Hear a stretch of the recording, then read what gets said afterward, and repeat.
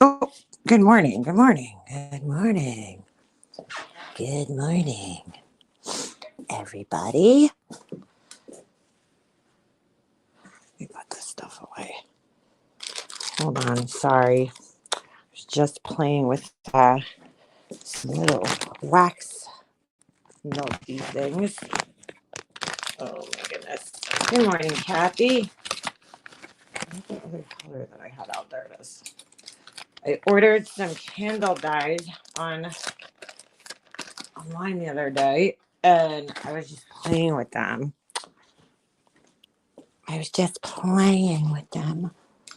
Come on, Obi.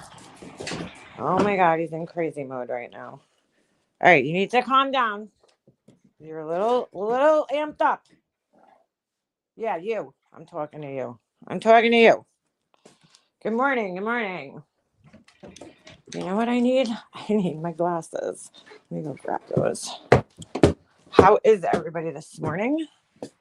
This lovely, lovely morning. I heard a woodpecker this morning when I was outside, and I was like, oh, that's like a sign of spring coming, right? Or I don't know, maybe woodpeckers are here all the time, but I was like, I miss hearing birds. I'm just over the winter. I'm done. Done being freezing. Done. Done, done, done. Good morning, everybody. All right, we're not going to start in. We're not going to start in. You're going to start in. You're going to get quieted real quick. Whew. So how is everybody this morning? I don't really have much to talk about, but my God, dude, this dog is insane right now. Absolutely insane.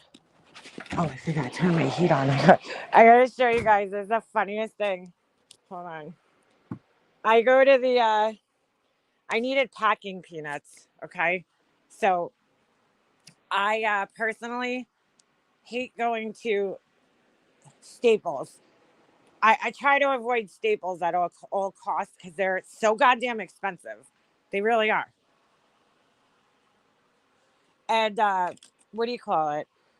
I usually get my packing peanuts from what's the name of the place again? Oh my God, I can't think of the name of the place. Oh, U-Haul. They sell like a decent sized bag. Oh shit, there's a hole in this bag. That's not good. Um, they usually have like a decent sized bag for, a decent price, but I go through them so quickly. So there's this packing supply place. Hold on, let me turn this heater down so that it's not so loud. Okay, it's not turning off.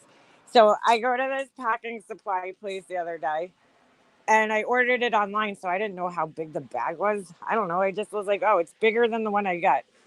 I figured it was decently sized, bigger. Getting ready for a doctor appointment. Ooh, good luck. Hmm. Look at this thing.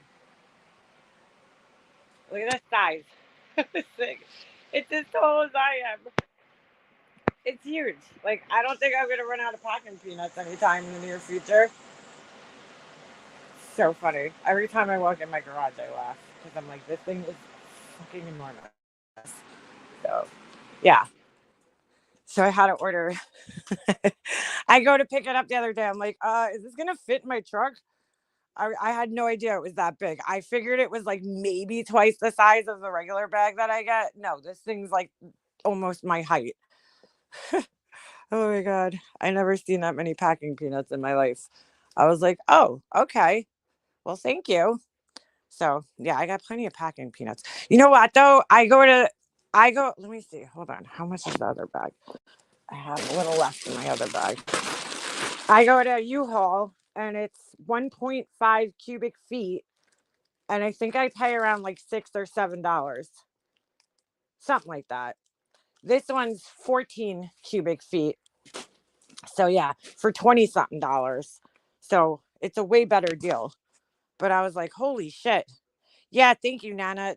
I think there's some clean cotton candles left. I think.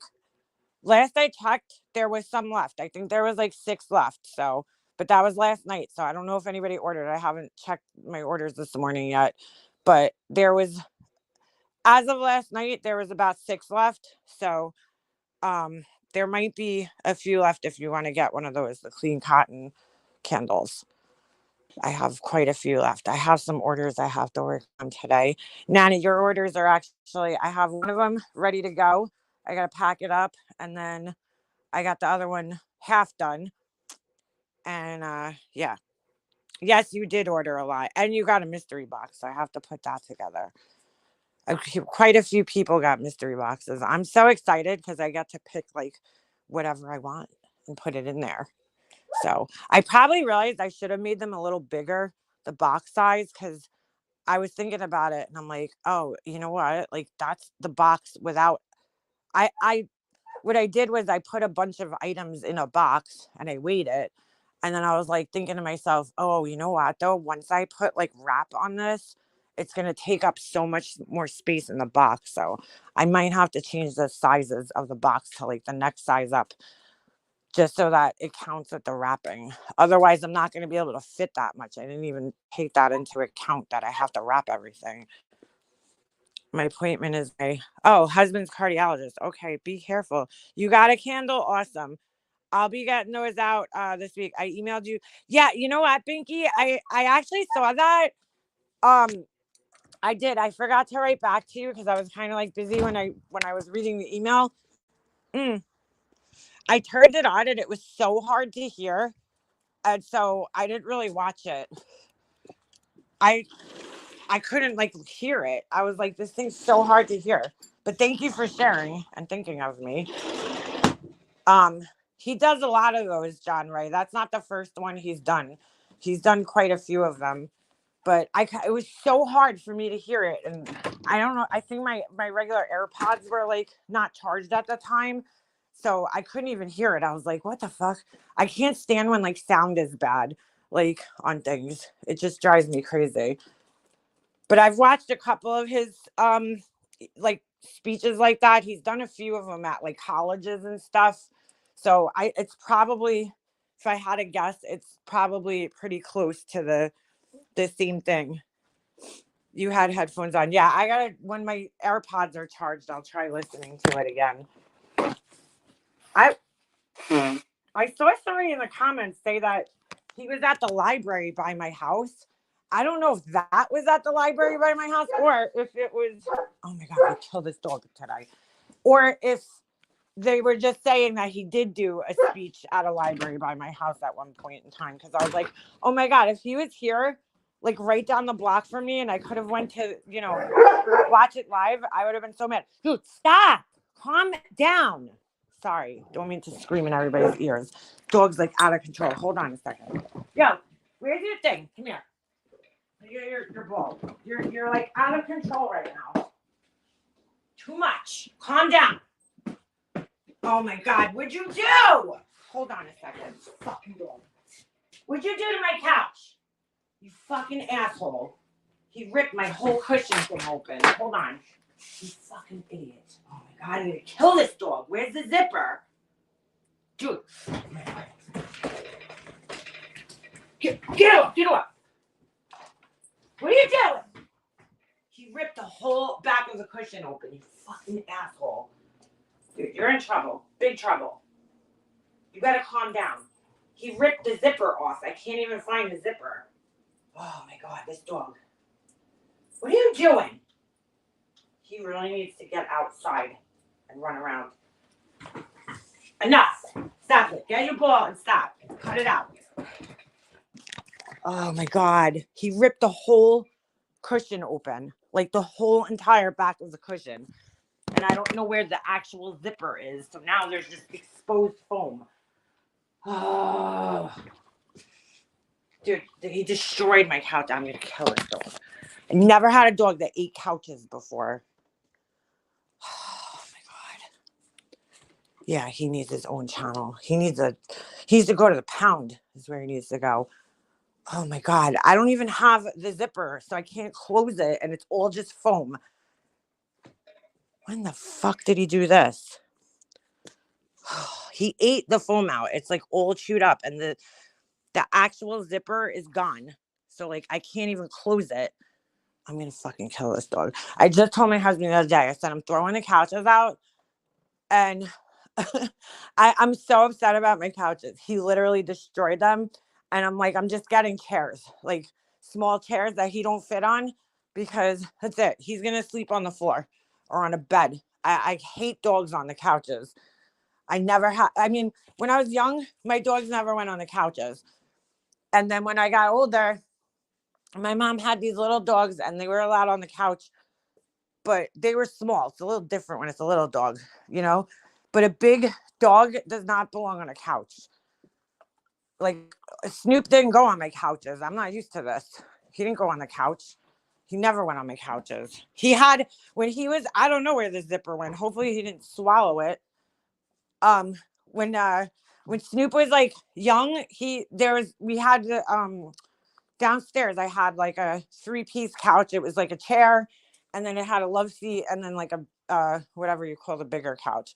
And he used to go only on the chair, the little love seat. It was just like a single chair, and he used to sleep on that. But it was right before I had Jesse, so I went and I bought what do you call it? I wanted to get like a sectional couch with like one of those big ottomans, because I wanted Jesse to have somewhere to like play, and something that was safe. I just felt like a sectional couch was just safer with a baby. This way a baby could crawl around. So we bought this huge sectional, and as soon as we bought that, he never went back on the couches again, ever. And it was great. And that's not, I bought these couches up here. I bought them when, he was a little older, but he never went on them. He had a bed and he slept on his bed. This asshole, I bring the bed up here. He tries to chew that up. He rips everything apart. I'm going to kill him. He stopped chewing my couches for a while. Now he's back at it, and I can't find the zipper. That's a problem. I just want to throw him in the garbage. I'm like so upset, and just buy like small chairs that he don't fit on. I'm sure he'll still climb on them, but I got to buy something that like the cushions attached to the couch, because he keeps knocking the cushions off. Oh my God, he's driving me nuts. I don't even know what to do about this because it's ripped open and the zipper's gone. What'd you do? I don't even know when he did that. He must have did it like last night or something. Oh my God. Oh, thank you, Sandy. Thank you. I just I was just experimenting with those last night. The orchid. I have a little orchid mold, and I was like, I love orchids. They're my favorite. So I was like, seeing if I could do something, but I'd probably put it in a little bit of a bigger vessel. Those were just 2 of the leftover candles that I had from the last run of the clean cotton that got messed up. 2 of the like the containers, they cracked. So, dude, you're in on my nerves today. There was 2 that cracked, so I can't sell those to people. So I had to take them out. I started off with like 18, and I was down to like 14. One of them chipped. One of them had a bubble on the inside, and then 2 of them, like, I think because I put them in a box, and they might have got like knocked around, because nobody in my house like thinks to themselves, oh, there's something fragile there. Maybe I shouldn't kick the box. I guarantee my son or my husband or somebody kicked the box and they cracked, because there was 3 of them. One of them had a chip and 2 of them were cracked. So oh my God, yeah, he's in the doghouse now. He's gonna stay in the doghouse. Oh my God. My mom got these thick fabric covers with like non-slip bag. I got those, Kimmy, and those didn't last. He ripped them right off.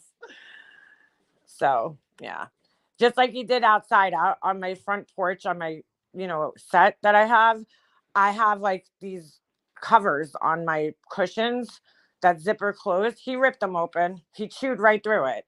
He's a fucking asshole. He chews through everything, this dog. Ay, ay, ay. Hold on a second. You think you can make patchouli candles? Yeah, I could definitely get patchouli. I could definitely order it. My stepdaughter's dog started chewing through the freaking area rug. Yeah, well, that's the whole thing. He has plenty of things to chew on. That's what pisses me off, because it's not like we're like depriving him. He's just a spiteful fuck, this dog. he gets mad at you. Like when we leave the house, he gets mad. Oh, Snoop was the same way. He did chew my couch one time. He chewed a little. I mean, it was like the tiniest hole he chewed in the armrest. But that couch I didn't care about because we got it off of like Craigslist or something. Because we just needed something up here. We had just moved in, and he chewed this little like quarter size hole. Like this motherfucker destroyed the couch. You can't even like. It's just got to go in the garbage. I was telling my husband the other day. I'm like, there's two things we could do. We could get rid of them and get chairs because I can't afford new couches right now. So I'm like, I could get like little seating, like make it like a little seating area since I have a big couch. Nobody really sits up here. I'm the only one that sits up on these couches. And I kept them so nice for so long until I got this idiot. So, because I remember when I got him, my mother-in-law thought I was crazy. She's like, you have a dog and a baby and you're going to get, light colored couches. And I was like, yeah, like they're not that light. They're like a tan color, like a light beige. And I kept them beautiful for years. And then as soon as we got him, he killed them. But I was thinking of my friend growing up, her dad owned a reupholstery shop. So I told my husband, I'm like, because like it's the cushions that are destroyed. The rest of the couch is fine. Like the back, the frame, everything else is fine. But the cushions are destroyed. The fabric's all like pulled up from his nails. Oh my God. So he's a fucking. I watched my mother-in-law's dog and it chewed through the garage wall. Oh my God, and got out through that was like my aunt's pipples. They chewed through a chain link fence one time. A chain link fence. They like chewed through it and like curled it up and got out. I'm telling dogs can chew through anything. Like I laugh when they're like, oh, indestructible toys. I'm like, okay, not for a Doberman. You know how powerful their jaws are? They could chew through anything, these dogs, anything. Just have Laura spray paint them. Hey, beefers. Yeah, I'll bring them over to Laura's house. Oh, somebody sent me pictures of the remainder of our candle studio. Girl, I cannot believe that she like shows people some of the pictures that she shows them. I'm like, okay, how are you not embarrassed of this shit? It's such a fucking mess. And she has such a hoarding problem. And there's just wax dripped everywhere. Like, and she like, I don't know, I guess she doesn't clean her equipment. Like, I don't know, man. It's fucking gross. It looks like a dump. Like it looks like a back room of like some nasty fucking deli in like Manhattan. Oh, somebody just ordered. Thank you to whoever that was. Thank you. Oh my God, it's disgusting. And I'm like, this is where you're like, why would you share this with people? Especially if you're trying to call yourself a luxury candle brand, right? And you're making them in this like seedy, like dumpy looking area that's so disorganized. And like, I get it. Like, she can't afford and probably doesn't have the room. I don't know why she don't move her shit now. Didn't her kids go away to college? Like, why wouldn't, like, that was me. I'd be like, bye. And I'd move all of my shit into their room. Sorry. I mean, I wouldn't want that shit in my living room like that. If I had a spare room right now to do this shit in, I would be in there in a second. I'm like, I don't know, man. Like, how do you leave that in your living room like that? It's a fucking disaster. Absolute disaster. I'm like, that is disgusting. There's shit all over the floor. There's like cans and like spoons and dental floss on the table. It's disgusting. Use dental picks like those fucking, those. Oh, I hate those things. Absolutely hate those things. Those little dental picks that's like I don't know. I don't know how to explain them. It just has like one little piece of dental floss. Like I like the regular dental floss, like the string that you could pull through. I don't like the ones that have like they're like on like a little piece of plastic and you have to pull them straight out. Oh, that hurts. I don't like that shit. I bought a brand new push mower because the pit bull chewed it up. Oh my God, dude. I saw a picture. It was horrible. It looks so nasty. Yeah, I'm like, what the fuck, dude? And then you call yourself a luxury brand. Like, she's just fucking delusional. I was listening to her last night. boring as fuck. She was boring people to tears, I think. There was nothing else on YouTube. It's been pretty quiet except for the Tragedy Pimp, uh, you know, Paramount thing, which I watched yesterday, and it was so boring. It was so hard to get through that. I was like, dude, it just annoys me because I'm like, these people don't deserve attention. They don't deserve the attention that they're getting. Like, regardless of how they're portrayed in this thing, whether it's good, whether it's bad, whether it's realistic or truthful, they're getting attention that they really don't deserve, these people. Their whole thing is chasing clout. I mean, we all know that the JLRs, the Bullhorn Bettys, and the other people, they don't fucking care about these cases. They don't care about the people involved in the cases. They just want clout. They want to be on TV. Betty Bullhorn was absolutely giddy. I mean, I have to say, I can't stand Olivia, but she was a lot more professional when it came to, talking. Like, you could tell Bullhorn Betty was in her fucking glory. She's like, oh, I say things like I digress.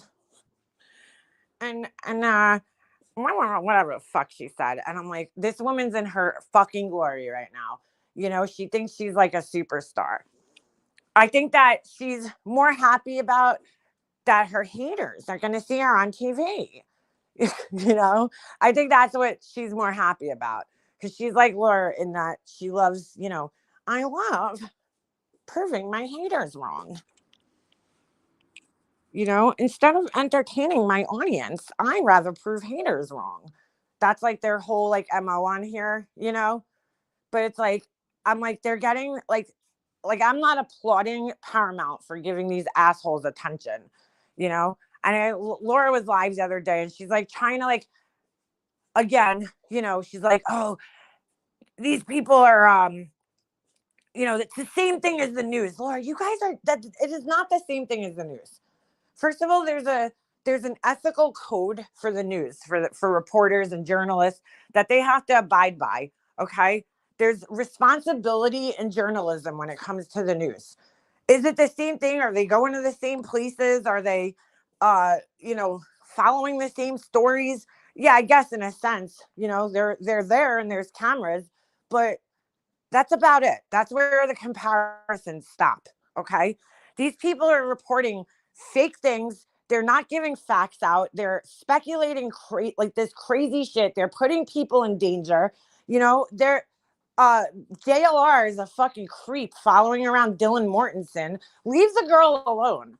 He's like on her fucking social media constantly, like trying to see what she's up to. Leave the girl alone. It's none of your fucking business. Back in the day, this shit didn't happen. The news cameras, they didn't sit there and follow people like this. It's totally different. I don't know how you could say that it's the same as the news. Yeah, was the news camped outside the Petito house? Sure. But were they standing in front of the house with a bullhorn screaming at the people like a bunch of assholes, like they were owed something? No. They sat out there and they quietly waited until the parents came outside and then tried to maybe get an interview with them. I mean, I don't know how you could compare the two. He stalked Buster and his girlfriend to the point of a restraining order.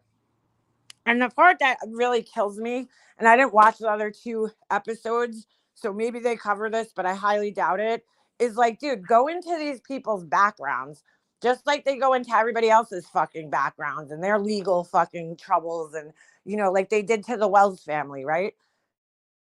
Went into all their fucking, I mean, JLR found, arrest records in other states and all this other bullshit dating back to like 1982, right?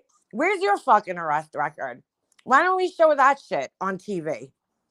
Your arrest record and how you pretended to be the uncle of the Sandy Hook shooter.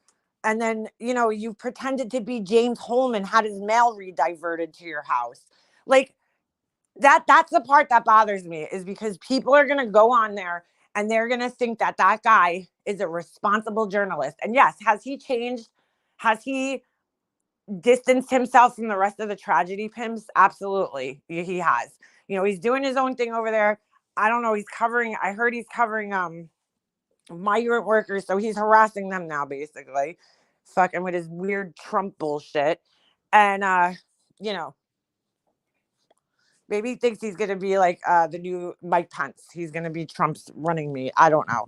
But he's I don't watch him enough to even say what he's actually doing or what he's covering. I heard somebody else say it the other day. So I haven't watched his coverage, nor will I, because I'm not giving that asshole a view.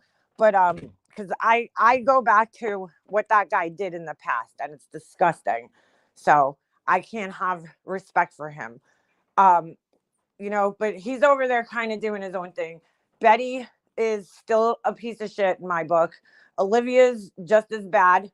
She just has a way more innocent act, and she's prettier and has nicer hair. But she's basically like a fucking generation Y version of or millennial version of Bullhorn Betty, who looks like she's about 6 years old. I'm watching this thing and I'm like, dude, there's no fucking way.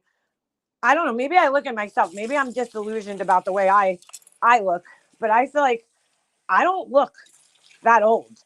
Or maybe I do and I just don't see it because it's me. But I'm like, yo, she is a year older than me. And she looks like she's about 20 years older than me. I don't know if I mean, a lot of it has to do with the way she carries herself, but I think it's also the bleach white hair that does not helping her situation. And maybe the fact that she lives in Florida and spent way too much time in the sun, clearly. I don't know. But she looks so much older. Like, I forget myself. I look at other people my age and I look at her and I'm like, I cannot believe she's the same age as me. She's only like a year older than me. And I'm like, wow, girl, like what happened to you? You fucking aged. I guess that's what drugs do to you. I don't know. Choking people, who knows? Her hair definitely doesn't help her situation. But like, again, I know older women. There's this mom that, um her her daughter goes to school with my son, and her hair is, I feel bad for her. Her hair is really thin on the top. I don't know if she has like alopecia or whatever, but she has like really, really, I mean, it's bad. Thin hair. Her face still looks young. Like, it's like you could tell, okay, she's not like old. She just has, she must have a condition like alopecia or something, that her hair is really thin. It's gotten worse since they were like young. But it's like, I mean, both her Betty, I mean, her hair is bad. Well, she destroyed her own hair in that case. My dad's property butts up to Pence's property. Oh, get out of here. He was fighting with them because Pence thinks he could say 5 acres can't be used. Oh, get the fuck out of here. Fuck him. Who's he needs safety from? His ex buddy? Your buddy? Your buddy? Yeah, it's called over bleaching. Absolutely, that's what it's called. I'm just saying, like, even her skin, forget her hair. If she pulled her hair back, she still looks like she's about fucking 12 years older than me. She looks older than Laura, dude. Laura's 10 years older than me, and I think that BHB looks older than Laura. So, Laura's exactly 10 years older than me. And I think that Betty looks about 10 years older than Laura does. That's pretty bad. It's her skin, it's her face. It's just, I don't know. It's definitely the way she carries herself. Like, that bitch is like cornier than like people my mom's age. You know what I'm saying? Like with her jokes and shit. I don't know, but I was just like, I struggled to get through that whole episode. I tried watching it again because I wasn't paying like the best attention to it either. Because I was like, I'm always doing something else while I'm, watching these things or listening to live streams or whatever. So I was like, I tried to go back and watch it last night, and I was like, I can't. I just can't. First of all, I feel like it's kind of disrespectful to the story, okay? Because it's not even about the people that lost their lives. It's about the fucking assholes online that are covering this story. you know? And I just feel like if you're going to do a documentary on those people, then do it like where it's like across multiple stories. You know what I'm saying? Like don't focus it on the Idaho 4 and hashtag that, you know, and now you're taking away from the 4 young people who lost their lives. I really don't even know what the point of the documentary is. Like I honestly don't. It's so stupid.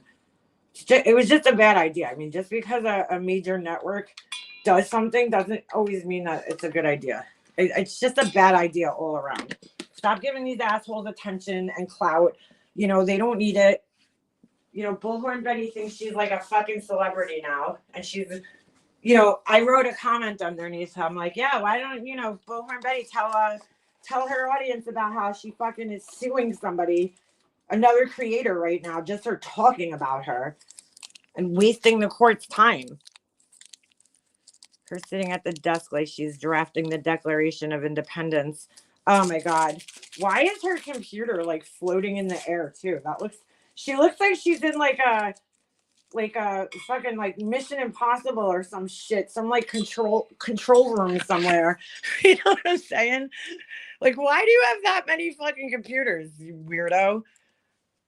She's like that. I'm like, wait, so with all, I'm highly disappointed because with all the e-bagging this woman's done for trips and computers and cameras and snake boots and all this other bullshit, I'm like, this bitch is sitting at a fold-up ass table as a desk. She don't even have a desk. I was in my head every time I seen her in her little blue room. I always pictured that she was in like sitting at like a 1980s like oak desk. Like that's what I always had in my head, you know, or either that or like some really crappy quality, like fucking like with the laminate chipped off, like fucking office desk, or like some secondhand office desk that she found out in somebody's garbage. Like that's always what I pictured in my head. And I'm so fucking disappointed that she's sitting at a folding table, like a cheap ass folding table. I'm like, what? Oh shit. Speaking of secondhand stuff, I wanted to take a ride today. I forgot, to this restore place. You guys know that, I don't know if they have them everywhere, but I know we have one here. It's called Habitat for Humanity Restore. And people sell like furniture and all sorts of shit.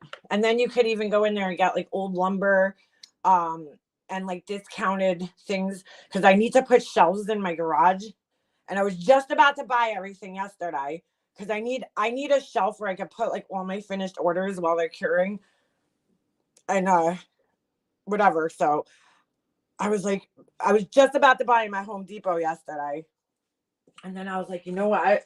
I should go to Restore and see if I can find like something there. Sometimes you'll find like a secondhand, like, you know, shelving unit for like half the price. I really just wanted like floating shelves, but if I could find like some type of unit or something, or even like, oh, what the fuck? Even base cabinets. Oh my God, I just added more coffee to my coffee. What the fuck am I doing? Holy shit.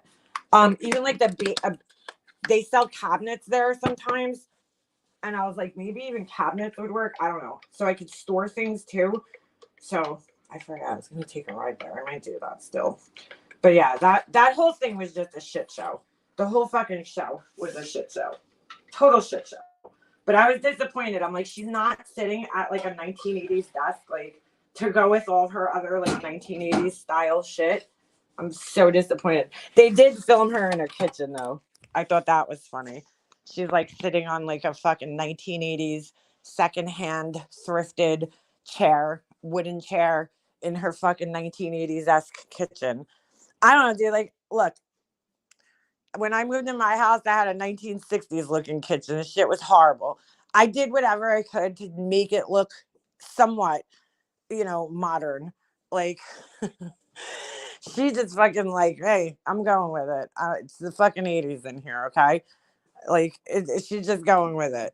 She's like, I'm not even attempting to update this shit. I mean, even down to like where she has 9,000 magnets on her fridge, like people used to have in the 80s. Like, even down to that, where there's just like, what the fuck? You don't even have kids. What is on your fridge, dude? Why do you have so many magnets on your fridge? I collect magnets when I go on vacations. I'm like, ugh. The one closest to me is high. Yeah, they could be kind of high on their prices. It depends on what it is. My kitchen is 1978. Like there's like a whole retro look. Like that's what I did with my kitchen. I was like, you know what? I'm gonna go with it. Like I'm gonna go with the retro look and I'm gonna make it look like modern retro, you know? And I'm like, she just like left that shit as left that shit be. Let it be. There's just something about her that she's just very old school. She's so old school. She seems like she comes from the 80s. And I know she was born back then, but I mean, like, everything about her just seems like she got frozen in time in like 1989 and she's just stuck there. Her hair, her clothing, her fucking everything. The glasses she wears, it's like all just like fucking, she's got stuck in like a time decade and hasn't moved out. What are we talking about? The mainstream media has zero credibility left. I was talking about, yeah, her sunglasses with the rhinestones. I was talking about Betty Bullhorn Betty, whatever you want to call her. I have magnets and pictures on my fridge and kids are grown. No. I have shit on my fridge too. I got, pictures that my son drew. I'm just saying she has a lot, dude. Did you see how many fucking magnets she had on her fridge? I mean, it was like, holy shit. It just reminded me of like when you were a kid and you go over your friend's house in like the 80s and they have like magnets from like every fucking like well, I didn't even need to go to a friend's house because my mom had magnets all over our fridge. Like, there's just magnets from like every state in the country. The best way to predict future behavior is to look at past behavior. These people will never change. Yeah, no, they won't change. That's what my whole point was basically is that, like they're giving these assholes attention, right? But you need to look at these people's past. Like somebody might watch that show and be like, I mean, 'cause there was people in the comments below that video defending these assholes, and I'm like, oh my God. Like people might go watch that show and be like, oh, I like this person. They seem credible. And then they'll go to their channel, and support them. And it's like, oh my God, you don't know what they've done to people. And that's the part that maybe they're gonna need to make like a part 2 of the docuseries, looking into the tragedy pimp pasts and their lives. The same way they rip into everybody else's fucking lives and their privacy. Yes, stainless steel is messy. I hate the entitlement from BHB. How dare does she run after these innocent people? She's horrible. She's just horrible. What are you trying to join, D-Rod? The memberships? I don't know how to get the iPhone link, if that's what you're saying. It's so annoying. If you want to join people's memberships, there's a way to do it if you're on the iPhone. If you have the Chrome app on your phone, like the Google Chrome app, you could go on there and then on the bottom right, there's like 3 dots, right? And you go request desktop site and then go to the person's channel and you could join from there. I don't have the iPhone link. I hate my stainless steel fridge. I don't mind mine because when I bought my appliances, I bought I bought Frigidaire, and the only reason I bought the appliances that I have is because they came with a coating on them so that they didn't get those oily looking fingerprints on them. They were like the only ones at the time that had that, and I was like, I need to have that. I was actually in Home Depot yesterday, and they had the coolest fridge. It's like you could pick your own color. And it's almost like, I don't know if like the front is glass. It's pretty cool. Not clear glass. It's like an opaque glass, over probably like stainless steel or something. But I was like, oh, that looks so much easier to clean. Like it's really expensive, but I'm like, I mean, my stainless steel, don't get me wrong, it's still a pain in the ass to clean, but it doesn't get those oily looking fingerprints on it like a lot of stainless steel does. Because I absolutely hate that. And at the time when I did my kitchen, Jesse was only like 3, maybe 2, so I was like, oh no. I was like, I am not, I'm going to have fingerprints everywhere from him. Oh, there you go. She got it. So, but it still gets, it still gets dirty. It's just that it doesn't get those oily fingerprints because like you can't get those off like sometimes. Oh, thank you, Alpha. Thank you. Thank you. Thank you, Hazel Eyes. Member for 1 month. I'm going to get the fingerprint when I hate wiping down. Yeah, that's why I didn't want it because like I know myself. Like I'm not like one of those like people that's like fanatical about cleaning. So I was like, this is probably for my house. This is probably the best, it still gets dirty, it still gets things on it, but it's like nowhere near what it would be if it was just like regular stainless steel. I had a garbage pail like that like a while back, and oh my god, that shit drives me crazy. It just looks all oily all the time. Like you see like oil stains on it. And I was like, oh, I'm glad I got this fingerprint free. But you know what? The coating is starting to like scratch off in certain areas. Like I could kind of see it in certain areas. I mean, my fridge is how many years old at this point? Uh, we're going on 8 years maybe. So nothing's made to last anymore anyway. Everything's made like shit nowadays. Did you know if you mix Dawn dish soap and water, it's a good stain remover? No. I bet you if you use that, I love that stuff. The Dawn, the spray. Oh my god, I'm like obsessed with that stuff. I use it for everything. The power wash, whatever. I spray that shit everywhere. I love it. I was like, I cannot believe that like I don't know, something this simple took this long to like be invented. Like what a stupid thing. But I just find it so much easier when you're like washing dishes to have it in a spray version. I don't even fuck with the other version anymore. I have like a little bit of one just sitting here and I haven't even used it up because I'm like, I hate the regular one. I feel like no matter what you do, I always put too much of it on and then I'm like sitting there rinsing suds off for like hours, you know? Like the Dawn, you put just the bubbles on. That's what cleans. It puts the bubbles on and then it rinses off easy. I use it on my stove. I use it on my counters. I love it. What show were they on? Who did a documentary?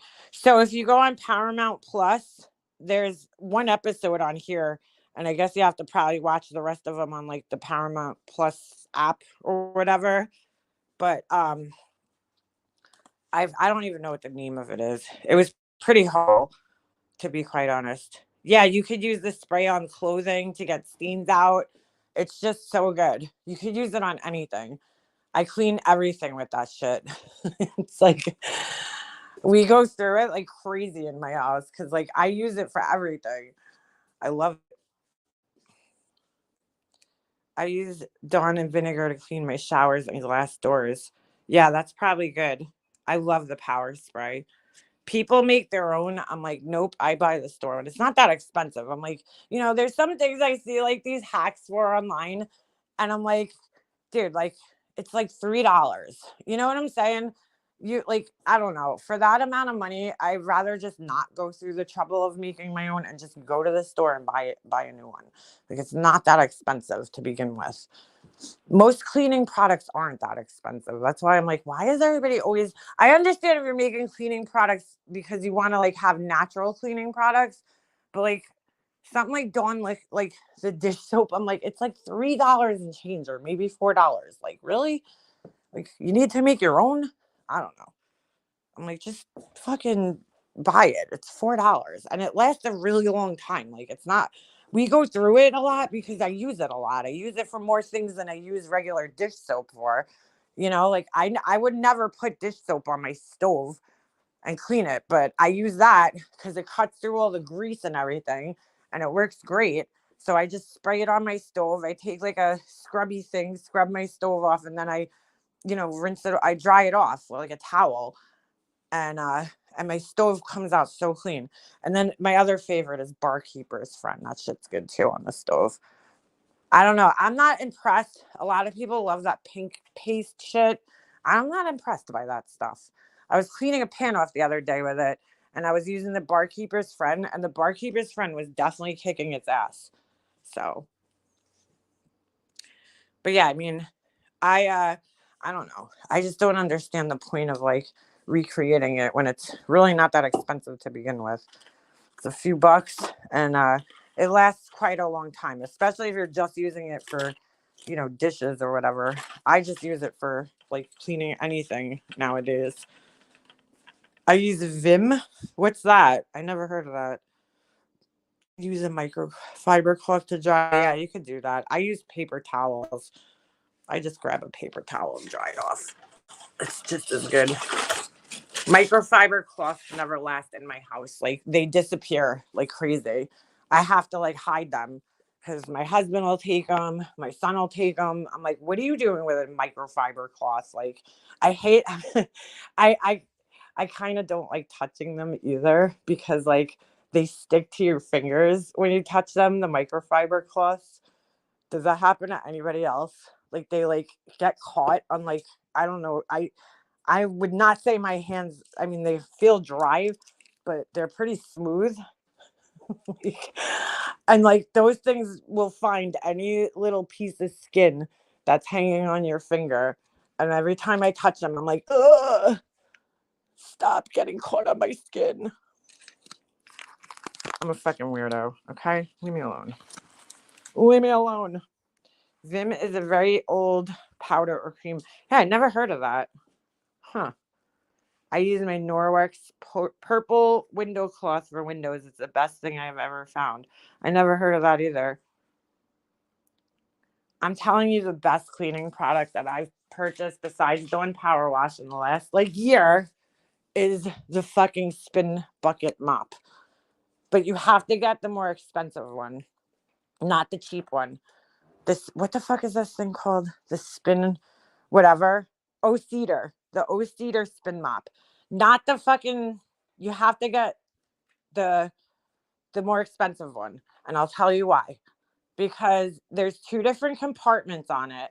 Okay. Because I've always wondered this about mops. Mops have always skeeved me the fuck out because I'm like, you're literally dipping a dirty mop back into clean water and making the water dirty and then putting the dirty water on your floor. That's disgusting. And I'm like, it just doesn't even make sense. Unless you're like mopping in the sink or you have two different buckets, then I guess it makes sense. But like I've seen people mopping where they're putting the mop back in the dirty water that they just wring the mop out in. And I'm like, that is fucking gross. So especially if you're like cleaning up like pee or something. Like it's fucking gross. I remember like my whole life, I always used to be like, how the fuck is that cleaning the floor? Like I just don't get it. I don't know. So the O-Cedar mop, what's good about it is that it has two separate compartments. It has a clean water compartment and it has a dirty water compartment. So you get the clean water. I mean, although the mop still probably has dirt on it, you're at least putting clean water and clean like cleaning solution on it. You're not dipping back into the dirty water, thusly making it more dirty. You're spinning off most of the dirt and most of the old water and then you put it in the new water and you're putting clean water on the floor every time, which makes a shit ton more sense to me than using the same bucket over and over again. It just never made sense to me. I'm like, how is that cleaning anything? Mm-mm. How did I get hair in my coffee? I have a Shark steam cleaner. I think I have that thing. Or my mom had it. And I'm like, oh my God, it makes so much more sense. It's a little pricey for what it is. They probably have like some like cheaper version on Amazon, I'm sure, of this thing that probably works just as good. I mean, I don't know if they do, but I'm just gonna imagine that they do. But because it's like $50 for like a bucket and a mop. Like when you really think about it, you're like, wow, that's pretty pricey. But honestly, it works so good. I think it does. And I hate the mops with the strings on them. I hate those. Like, I feel like you're just dragging like fucking dirt around. I don't know. I like the sponge mops, but the O Cedar one is kind of like it's like a microfiber, but it's like short strings. So you could kind of scrub. I don't know. I just always feel like those big long mops like the janitors use in like school and like industrial buildings, like you can't like scrub good with those, you know? They just like drag. So you got to get the nice little, you know, I like the sponge mops personally. That's what my mom always used. I guess you just get used to like what your parents used. So my mom always used those sponge mops. They work the best. I have to rinse the soap off because I'm weird. Well, that's the other thing too, JJ. I'm like, you're leaving the soap on the floor. Like, even like, all right, if you use a Mr. Clean sponge, the magic eraser on something, do you ever notice you have like you can't just use the Mr. Clean sponge a lot of the times. You have to like follow it up with something else. Cause like it lifts the dirt, but it also kind of just smears it at the same time. It's almost like using a makeup wipe on your face. Like you have to rinse the product off your face or at least wipe it off. Like whenever I use a makeup wipe, I'll wipe my makeup off and then I'll either rinse it or I'll wipe it off with a dry like towel afterwards to like get the residue off. Like because otherwise you're just smearing dirt around your face and leaving it there. You need something that's gonna like wipe it off. So like I don't know, I kind of feel the same way about mopping. Like you have to like kind of rinse it or at least wipe it up. My roommate and I have 5 cats. Whoa, that's a lot of cats. Gone through 2 vacuums in 6 months. What kind of vacuums are you buying? I highly suggest the Shark Lift Away, but I don't have like a lot of pet hair, so I can't really say how it does for pet hair. Oh, I love the Mr. Clean Magic Erasers. They're the best thing ever invented. I ran out of them like a month ago and I felt like so lost without you. Like I was like, oh my god, because like I use them for everything, like my sneakers. You could clean the walls with them. They're really good. The only problem is when you use them on your sneakers, like the rubber, they like get chewed up so quickly. The Shark vacuum's awesome. I had a Dyson and I hated it. I hated it for wood floors, which is basically my whole house. It works great on carpet, the Dyson. It's just on wood floors. It's not that good. So the Shark to me is better for wood floors. I mean, it's not perfect, but it's a lot better. My Dyson V15 Detect is my obsession. I'm getting the Shark. That's what I'm going to tell my husband to get me for my birthday. I want the Shark blow dryer. I want that thing so bad. I've been using my I had bought one of those like hairbrush blow dryers a while back, and I've been using it lately. And like because my blow dryer is shot, it's like so shot. But I actually like it. I'm getting used to it. It does like volumize your hair when it has like the brush attachment on it. You know what I'm talking about? So I've been using that like a little more lately and I actually like it. So I really want like the Shark with the attachments on it. It's kind of like, the Dyson one, but just not even like half the price. Oh, Oric vacuum is the best, polka dot Suzanne. I mean, the best of the best. My mom had one, and those things are the best vacuums, like hands down, ever made. But I had hers, and I don't know what happened to it. I don't know where. And the best part is you could get them repaired. There used to be like Oric places. I think I have one around here. The new ones are great. Yeah, I didn't like my Dyson. I thought it was terrible. For the amount of money that it is, that they charge for them. I'm like, are you kidding me? This thing's horrible. Absolutely horrible. I have the Dyson cordless and it saved my sanity. Ooh. I want to get the little what do they call that thing? It's like the handheld one. You know what I'm saying? So you don't have to drag your vacuum out every time. The little tiny one. Those things are they look cool. And there's no cord. I think they're cordless, but it has like the long hose so that you could do the floor real quick. I'm always sweeping because this fucking dog, he's always getting stuff, like just something. There's always like little shreds of paper that he's like, I'm like, where are you getting this stuff from? So I'm always over here sweeping all the time. My first Dyson was chunky and awkward. Yeah, mine was too. It was so heavy and clunky. Like, I don't know. Like, that's why I like the Shark. It's like lightweight. And I like that you could take the tank off and carry that around. Like, I just love it. I love my little Shark vacuum.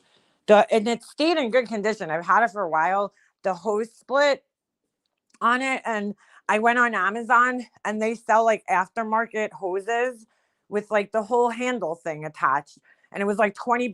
So I bought that, and it's fine. But I love that they don't have bags. Oh, I hate vacuum bags. I cannot stand having a vacuum bag. I had the Electrolux vacuum, and that one was such a pain in the ass. I again, my mom had an Electrolux, so I just used that because that's what my mom had. So she had like the Oric, and then she had the Electrolux. And I used to, use that one, but it had bags on it. It was so annoying because like all of a sudden you're like, fuck, I'm out of bags. Now I gotta go to the store and get bags just so I can vacuum. Like, I love that it doesn't have a bag on it. You can just empty it out into the garbage pail. The cordless Dyson comes with a short attachment. Yeah, right. I just need something. I like something quick. Well, although honestly, like the Shark, it's not that heavy. I don't mind taking it out. We like leave our vacuum out pretty much all the time. We really don't have a place to put it away. So it's like always like in a room somewhere. I feel like, because nobody puts it away in this house. Those old vacuums are awkward, but they clean the best. They really do. Yeah, you could always smell the dust with the bags. Yeah, you smell that like dusty. I know exactly what you're saying. Almost like a not burning scent, but like yeah, you could smell it. That is true. I with my vacuum, like I don't smell anything. But with the Electrolux, it always had this like funky odor. Like not like a terrible odor. It was just like you could tell it was a vacuum odor, from like dust and pet hair and shit. I have a newer Electrolux. My mom had like the old one that had like the big heavy tank. Like it was like long. And I have a newer style one where like the tank isn't as heavy, and they are really good vacuums. It's just that they're a pain in the ass to lug around. The tank is way better though. Like the tank definitely does a better job. I feel like probably because they fit a bigger motor in it, so it like has a lot more power, or it seems more powerful. But like even those, I feel like they're better for carpets. Like, and the only room in my entire house that has a carpet is my son's room. Every other room in my house is either wood floor or tile. So yeah, you have to drag it behind you. That's what I have. It has like a reddish tank, I think. No, I don't miss the smell either. We used to like my mom used to put like oils in it or something. She used to put something in it to make it like not smell so bad. Remember, God, I used to do this when I was a kid. Do you guys remember? It was the most satisfying thing ever. Do you remember the carpet powders? Because, like, I feel like when we were kids, like, everybody had carpet in their house. Like, that was like the thing, wall to wall carpeting. Like, everybody's house that you went into, I felt like had wall to wall carpeting. As soon as you walked in, ugh, I hate carpets. No offense if you have them. I have bad allergies and I can't. But you guys remember that powder you used to like sprinkle on the carpet and let it like sit there for like, 10, 20 minutes. And then like you vacuum it up, and it was like so satisfying. You'd see like the lines disappearing. I used to love that shit. And then your room smelled for like a month. Like, whoa, it was almost overwhelming. Like potpourri scent. My mom used to get the potpourri scent. Ugh. Do they even still make potpourri?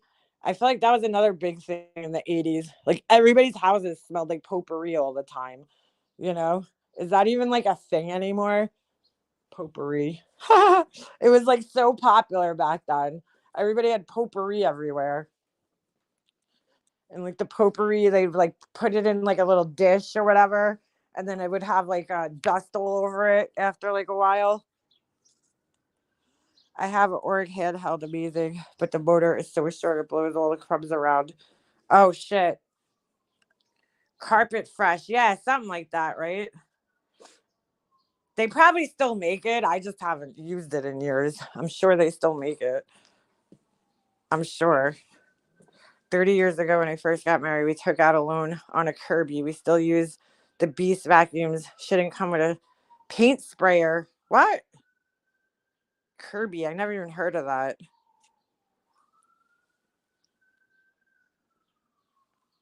Mm. Yeah, Yvette, that would be nice. I think my aunt had that. I feel like I knew somebody. I think it was my aunt. I think she had like a vacuum thing where you just go and you like put the hose into the wall and it fucking vacuums. That's cool. That's awesome. Glad makes it. We have one in the hallway closet. I had to throw it away. What's that? Savage. Oh, everybody's going over the Cyber Sleuth series. I'm like, okay, I had enough of it. I use Carpet Fresh every day. The one for pet smells. They probably don't smell the same as they used to because like this freaking potpourri scent was like headache, migraine inducing back in the day.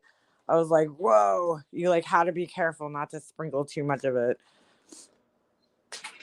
I love my wet dry bag. I even sucked up a wasp net. Oh God, are you serious?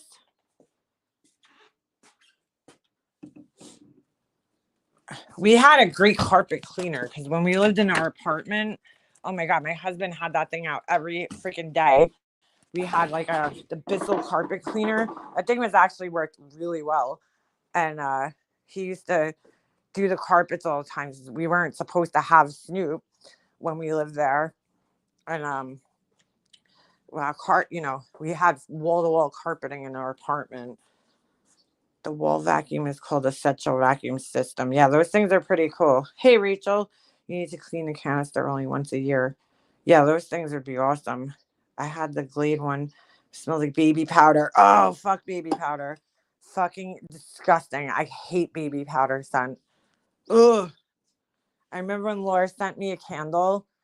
She was like, "Oh, what scents do you like?" And I'm like, "I pretty much like anything except for like baby powder and like blueberry scents. I fucking hate anything blueberry." What did she send me? Like, I don't know what the fuck it was. It was almost like she mixed them together, baby powder and blueberry scent. And I opened it up. I was like, oh, this is fucking terrible. It is terrible. I still have it. I don't even know why. I just saw it the other day. I was like, oh my God, I have Laura's fucking candle from when she first started making candles. It's in like a bag in my garage. It smells so bad. Oh, it smells awful. My mother could sell ice to an Eskimo.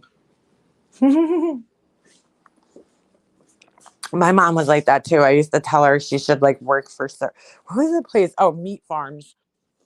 There's it's a little supermarket here called Meat Farms. I don't know if they have them everywhere, or if they're just like a New York thing or tri-state area thing. And I was like, you should just work for Meat Farms and be like their promotional team. She would tell everybody about Meat Farms all the time. Like, I'm like, you would think she worked there. She would think she worked there. Oh my God. Hold on a second. I got to blow my nose. Laura gave you something because you said it didn't sound. Wait, it didn't like. It sounds like typical. Yeah, she gave me. She probably was like half listening when she asked me what kind of candle I wanted. Excuse me. And so, she probably heard what the scent I don't like and thought it was the scent I do like. I don't know, but it smelled god awful. It was. Oh my God, it was horrendous. I don't even know if it was baby powder scent. In all honesty, like I have no idea what the actual scent was that she sent me. Hold on, I think I still have it. So I was looking through my garage the other day. Oh, come on, stupid. Hold on a second. I forgot to close my door. I was looking for something in my garage the other day. And I'm like, oh my God, is that Laura's candle? Oh, where'd the bag go? My husband, oh, here it is. Hold on. Fucking, you gotta see this thing. I've showed it on here before. I know some of you guys have definitely seen it. It was like, I don't even know how it got in this bag. My husband was probably just cleaning up and like throwing random shit in a bag. And it ended up in here. Hold on. I should just chuck it in the garbage at this point. Oh my God, never return anything from Home Depot. No, my husband never put these up. This was one of them. Hold on, I think there's two of them. Oh my God, it like melted. It must have melted from like the heat. Hold on. This is like a bag just filled with random parts. Oh my God, there's my fucking wreath holder thing. Holy shit, I was looking for this thing. Why is this in here? My husband always does this. He'll like clean up random things and then throw everything in the same bag. And then I'm like, I'm looking for it. Like, where the fuck is this? Look at this thing. Actually, wait, I don't know if she sent the baby powder. There was another one. Oh my God, it was so disgusting. I think I threw the other one out. This one was really bad. This was when she first started. Hold on. It's so bad. Yeah, this is it. Oh, I don't know what this scent is. I don't know if it's. This one isn't. No, this might not be the baby powder. Oh my God. I don't even know what the fuck this is. It melted. It used to be like. What the fuck happened to this thing? So weird. It almost looks like it's split in half in there. It might have cracked because it's frozen. But it used to be like half orange and then like this bright purple. But like I was terrified to light it because there's like literally flowers just sitting right on top of the wick and rocks. I'm like, there was like tons of rocks and glitter in here. It fell out. Oh my God, look at the fucking wax. Ugh. But there's like a giant, I don't know if you guys can really see it. Hold on. See that? There's like a giant like fucking rose petal or something. Like just right on the wick. And I'm like, that can't be safe. Like there's no part of me that thinks that that's safe. And then it had like a plastic lid. And when she sent it to me, look at this. She must have screwed it on too tight and it was cracked. It came like this. Like it literally came to me with the crack. I don't know if you guys could see it that good. But the whole outside of the lid is cracked. Hold on. I mean, it could have happened in shipping, in all fairness, but I think that she probably just put it on too tight and it cracked. Like the jar is not bad. I think it's sold as, I don't know. It says dishwasher safe and food safe. If it's from Hobby Lobby. So there was another one in a tin thing, and it was, oh my God, that one was horrible smelling. And it was like overflowed. Like if I would have lit it, it probably would have set my house on. Like, I mean, not set my house on fire. It probably would have like leaked out. You know what I'm saying? I don't even know why I saved this thing. I need to throw it out. It smells disgusting. It's I don't know what the scent is. Oh, here's the other one. Here's the other one. I knew it was in here. Oh my God. Ah, dude, like what the fuck? It's look at it. That's how I never lit it because I was scared. There's like purple glitter, and then I don't know how this happened. Well, I guess I do. They have sinkholes, but like there's rocks, and then there's like dried petals of some sort. Oh, this is the baby powder one. Oh, it's so bad. This one stinks like baby powder. This is the baby powder one. This one, I don't know what it smells like. It doesn't smell great. I can't really tell you what the scent is. I have no idea. It's like, it smells like it's something like mixed with baby powder. And this one is just pure baby powder scent. I would never light this. No. Pure baby powder scent. And it's like, she did something wrong here. But there's like glass, like fish pebble rocks. purple glitter, and there was a lot more on there. It probably fell off because this is normal to happen. This frosting that happens like on certain soy waxes, but yeah, no thanks. I never lit it, and I don't know what the fuck this was. Because look, it says Cocoa Pin on it. I'm like, what the fuck is Cocoa Pin? Like, where'd she get this from? I don't even know where she got this from. Please temperature safe service. Like, I don't know if she used another candle tin, like reused one. Like, I paid for these. I paid for these from her. She made me pay for these.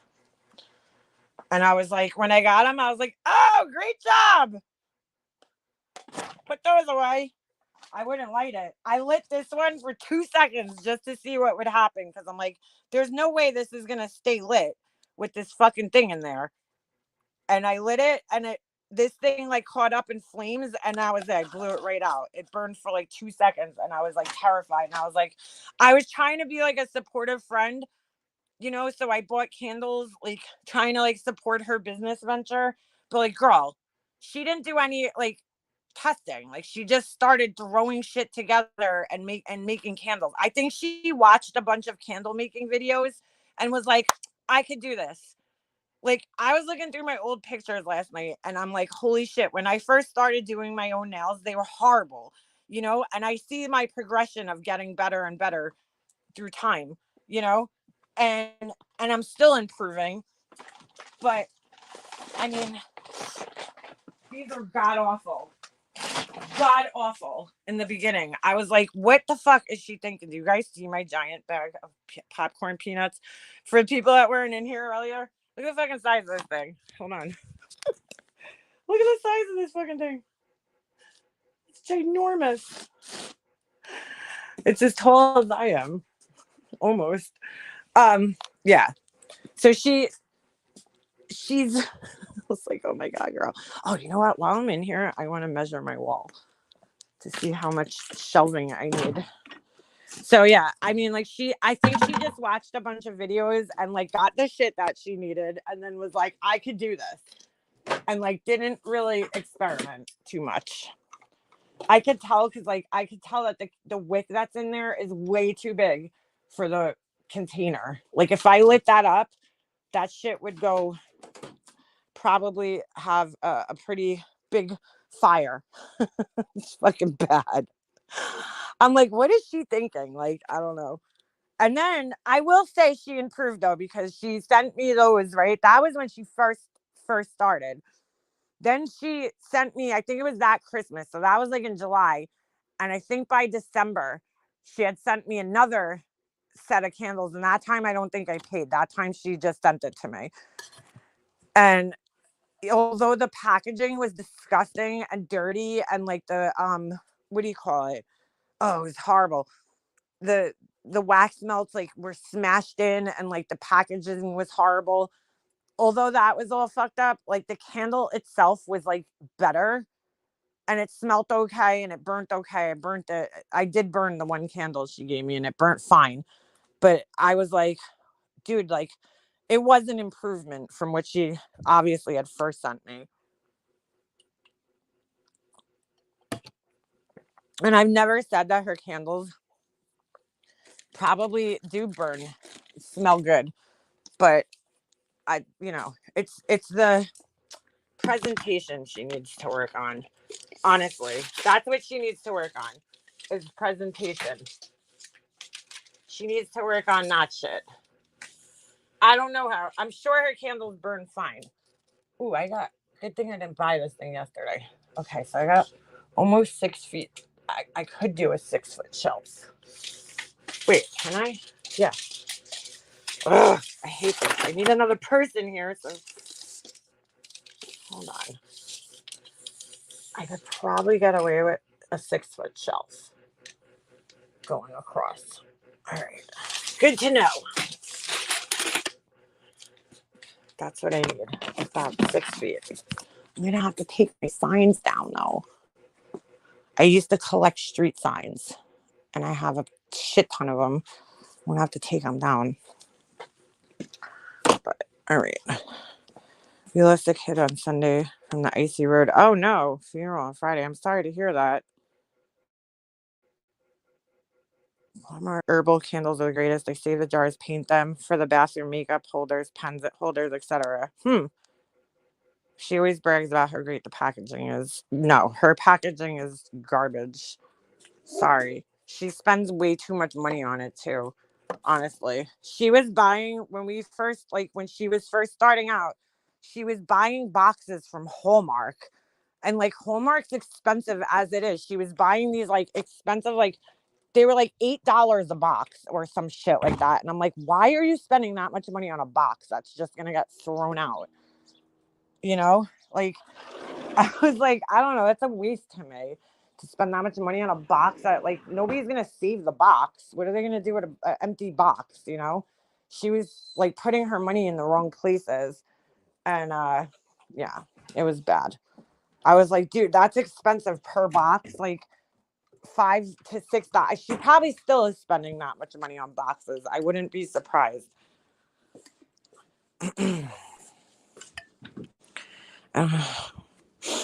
I'm like, yeah, a little too much there, Laura.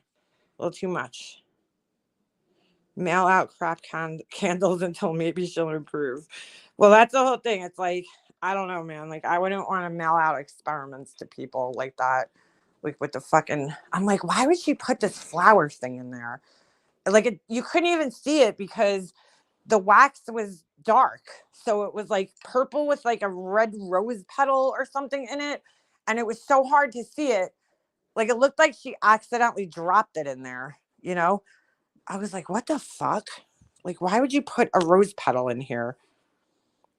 The box had. Now I feel like I have to look that up. Why did she give me a candle that had a name on it? That was so weird. Cocoa something. What the fuck was that? I didn't even notice that when I got it. I mean, look, everybody's got to start somewhere, right? You know, I just feel like if you're gonna you know, if you're gonna start out, like, don't send people shit like that they paid for. Like, really, a lot of people were very patient with her and understanding with her because I was like, look, I was like, she just started, like, she's learning, you know, and I didn't know what went into making candles at that point in time. So I was like, you know, she'll figure it out. She'll figure it out. And she has, like, to some extent, you know, she's definitely figured it out. I mean, she's been in business for a few years now. So, and I see people saying that her candles are good. And I've never said they weren't good. I'm just saying that it's the presentation part that kills me sometimes. But she's I guess she's improving. I don't know. Mine has gold flakes. Oh, D-Rod, you ordered one from her too? Yeah, I don't know if I would like that. I don't know if the gold flakes, they might be okay because I don't think they're like metal, so I don't think they'll burn. But I would be very like, I don't know. Like I said, I watched a video the other day where the guy was basically saying like, stop putting all this shit in candles, like flowers and spices and you know, like all that shit.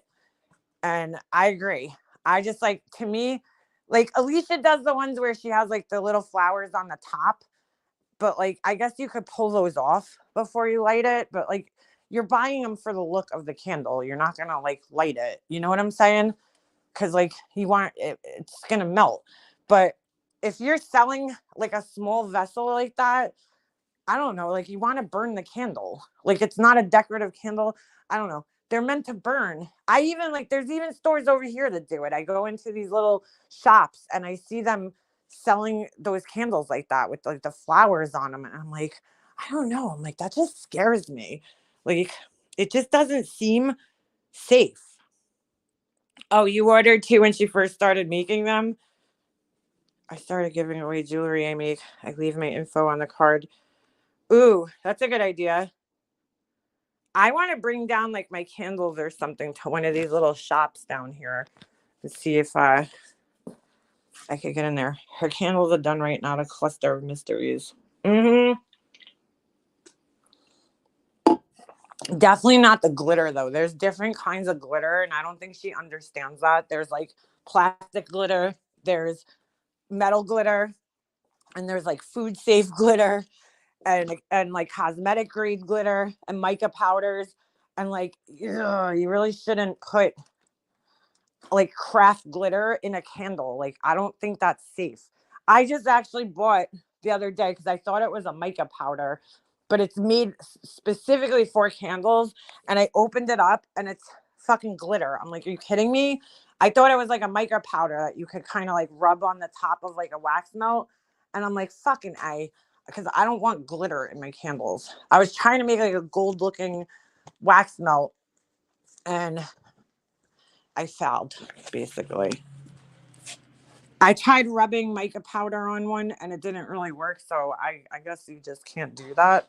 I'm like, how do they make gold candles? I've seen gold candles before.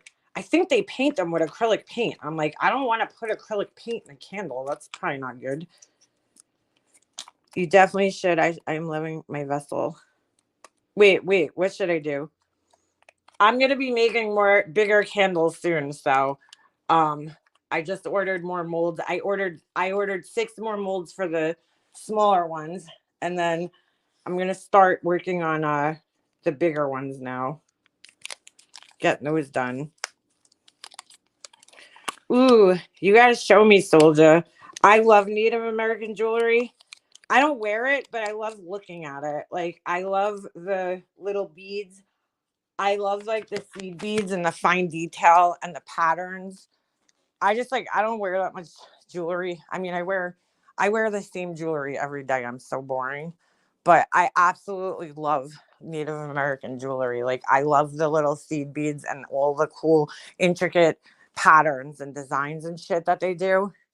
I would maybe rock like the earrings, like the Native American like seed bead earrings. I don't know. I can't wear earrings anymore, but unless they're like real gold or real silver, I can't like wear fake earrings, which sucks. I think I developed an allergy to them. D-Rad, I was thinking of it. There's actually this store they just opened up in the mall over here, but oh my god, it's so expensive to rent a shelf. It's basically anybody that makes like handmade items, like people that do resin and like different crafts, and they sell them in there. And my shit would go perfect in there, but the rent is absolutely insane. Like, I'd need to go in there and sit down with the owner of the store and see like what their traffic flow is, because it's like $300 a month in rent. And I'm like, I would have to be selling, I don't know, my husband figured it out. I think you'd have to sell like $10, $20 a day or something like that. I don't remember the exact amount. But I was like, ooh, I don't know about that. Plus, you're like kind of competing with people that are doing similar things in a way. So I don't know. I'd have to sit down with them and see like what kind of sales other people are getting in there, because I mean, it's that's a lot of money a month. $300 a month, to rent out. So like, just to make your $300 back and then you got to make over that, like that, it just seems like almost like, how would that even happen? But it's like a cool store. You walk in there and it's all like handmade stuff. I never showed you my other stuff. I maybe figured it was probably a little too hippie. But no, I love the Native American designs. In fact, I used to because I used to work with seed beads a lot. And so I used to do, like those, like the loom and all that. I love making it. Like, I just don't like, I don't wear it, but I love making it because I love the patterns and the designs and everything. And I love the little seed beads. I still love them. Yeah, that's a lot of money a month. I'm like, $300. That's like fucking crazy. Because like, think about it, you would have to make your $300 back and then some. Like, I'd rather go do like a craft show in the summer. You pay like $100 for your table. You have your own little booth, and that's more reasonable. $300 a month is just insane to me for a shelf. You only got like a little shelving unit. I live in the same state as Laura. Poor you. No, I'm just kidding. That's too much money to rent a space in an already set up shop. Yeah, that's what I felt like. I was like, ooh. setting up your candles on Etsy. Yeah, I have, Judith, but I feel like Etsy is just so like over flooded. You know what I'm saying? Like it's so hard to stand out on Etsy. There's just so many people. There's way too many people on there. It's so like oversaturated and they take way too much money, Etsy. That's why I made my own website, because when I was first, thinking of doing this, I was going to go on Etsy because I used to sell on Etsy when I did my invitations, and it's just so oversaturated and they take so much money out of your sales. Like you have to pay to list it, and then you have to pay to, um, you know, I guess it's all like relative in the end, because I have to pay for my website every month, and then I have to pay for my domain name. So, but yeah, I pay that yearly. It's like nothing. I think it was like $15 for the year. But like, you have to pay for everything on Etsy. And then there's so much competition on there. Like it's so hard to, you know, I don't know. I was thinking maybe listing a couple of things and seeing how they do, but I rather just do my own website, and then try to build it that way, because it's Etsy's just way oversaturated. And unless you're like a top seller on there, you're not, you know what I'm saying? Like there's an algorithm. Like even with my invitations, I did a couple of sales and I thought my designs were great. But, because I only had 10 items in my shop at the time, it's going to return results. Like there's like an algorithm, just like on YouTube, like YouTube is going to suggest bigger creators. Well, they've gotten a little better with kind of suggesting smaller channels now, but they, it depends on what you watch. But on Etsy, they're always like suggesting like the people who have like the biggest sales and shit like that. So at least that's what I've always noticed. I think Shopify personally, because Shopify is your own website. So the only difference is like Etsy already has an audience, right? It already has customers. People are going on Etsy because they want to buy unique handcrafted items. So they're already going on there. Shopify is your own website. So you have to pull your customer base in yourself. You know what I'm saying? It's like you have to do your own advertising on social media and everything. It's like Etsy, the customers are already there, so somebody might type in, candle, and then they'll find your shit. Maybe, you know, like I'm the type of person that I scroll and scroll and scroll. Like I don't buy the first thing. I wouldn't go into the first thing that I seen. I'm going to scroll down for the best price, or the most unique looking thing. So like whatever. But, the hell was I saying? But yeah, so in that sense, yeah, it's probably better, because you already have a customer base there. There's people always looking at Etsy, specifically looking for items on Etsy. Your own website, you have to direct all the traffic there yourself, Mm. But I like Shopify because I have so much more control over everything. The whole page is mine. I could list things whenever I want. I mean, you can do it on Etsy, but like, I don't have to pay to list things. I could put up my website. I can make it. I mean, you can really customize it to the way you want it. I haven't, like, mine's pretty simple, which I purposely, kept it like that, because I, I know when I shop, like, I like to have the most simple website, like Laura's website to me is a clusterfuck. It's so confusing. It's so hard to shop on. Um, she has like, I don't know. It just doesn't even make sense. Her website. She's trying to do too much, and you don't really need to do all that. Just list your products, and that's it. That's all you need, is just a place to throw your products, like, and put that, and so people could check out. So I personally find Shopify just nicer, but it's up to you. It's up to what you're looking to do. I had a deal with an estate sale company. Hold on a second. I just lost your comment. I mean, their own vessels, their own candles, and then they're way more special. I'm not sure you could get that across. Well, there's a lot of people that do the same thing I'm doing, and they sell on Etsy. I just think, I I really do want to do a craft show, but I have to like invest, because I have to take a couple $100, make candles, make a bunch of things, and then I have to buy shelving and tables and a tent because my husband lost our tent. So he lost our tent. We just realized this. We volunteered it for like a tailgate. I volunteered to bring it to this tailgating thing, and all of a sudden I'm like, where is it? He's like, I don't know. He left it. I think he left it at work or something. But anyway, Saturday I don't have anything yet to send with my friend to sell for me. I am warning you guys of Zulily. I got charged twice for a small laptop there. Ooh, shit. That's not good. You think it's the website, or it could be just the seller, maybe? If I saw it. Oh, wait, hold on. I'm trying to go back to this other person's comment. I heard they will kick you off for the smallest infraction, like something that looks like another brand. Oh, who is that? Etsy? Well, listen to what just happened to my husband. I'm so mad. So my husband's been selling on eBay for years. Years he's been selling on eBay. He used to sell my husband, like, so when we got together, he used to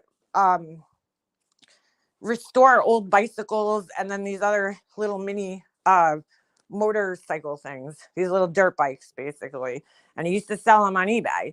And he was doing it for, I mean, he's had his eBay account for like 20 years, right? So he recently started selling things again on there. Nothing crazy, just like a couple of things here and there.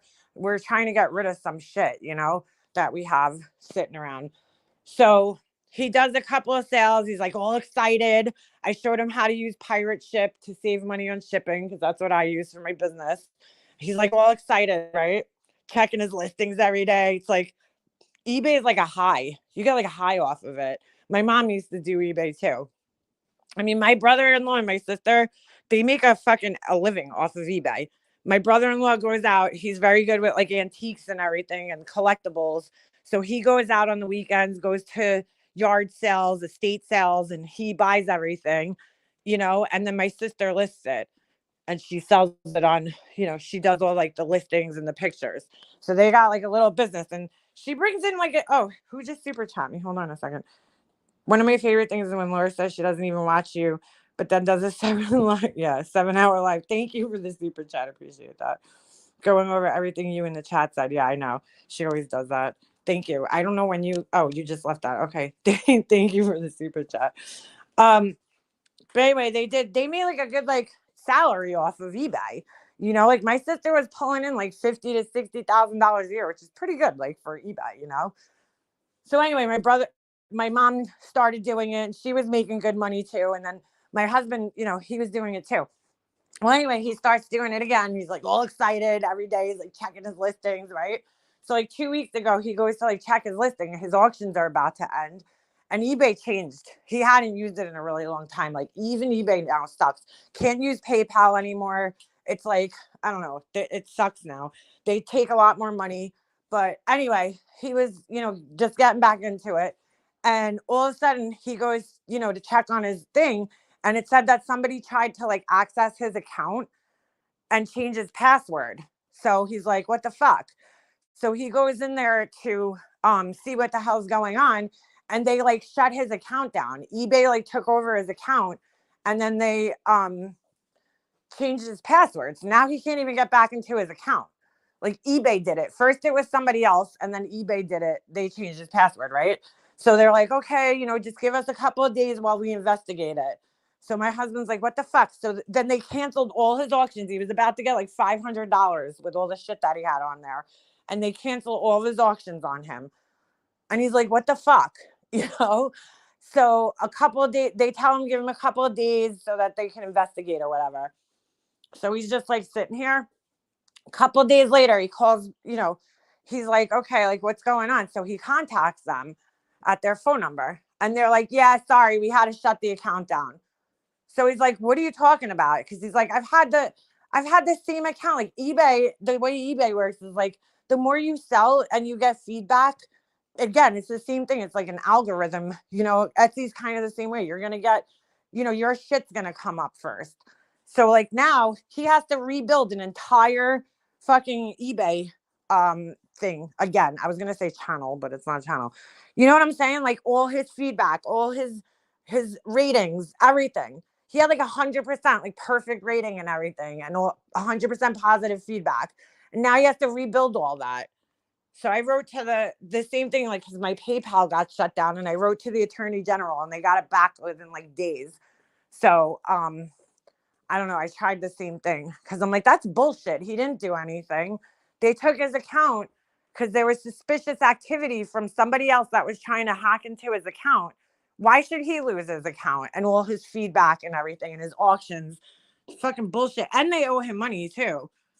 Because they do payouts, I guess, kind of the same way Etsy, Shopify does now, where they do payouts like every couple of days or whatever. And I'm like, that's fucking bullshit, dude. There's so many scammers these days who I get emails from. Oh yeah, dude.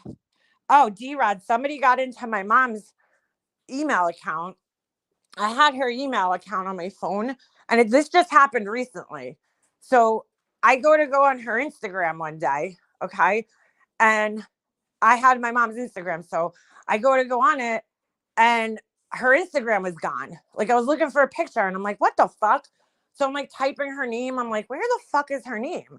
And then so I went to go log into her account to see like what's going on, and it's just gone. It just says it's gone. And I'm like, what the fuck?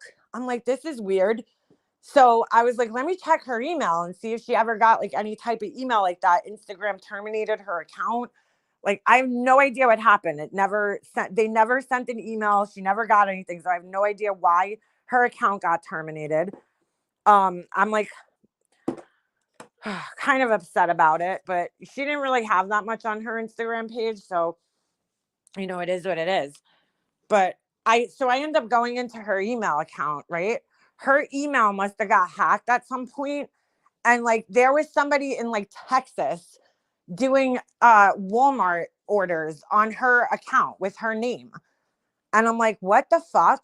Like somebody in Texas was doing, I got back into the account and I was able to log in. And it's weird though. They're doing like these pickups from Walmart, but they never actually go and pick the products up. I don't know. It's fucking weird.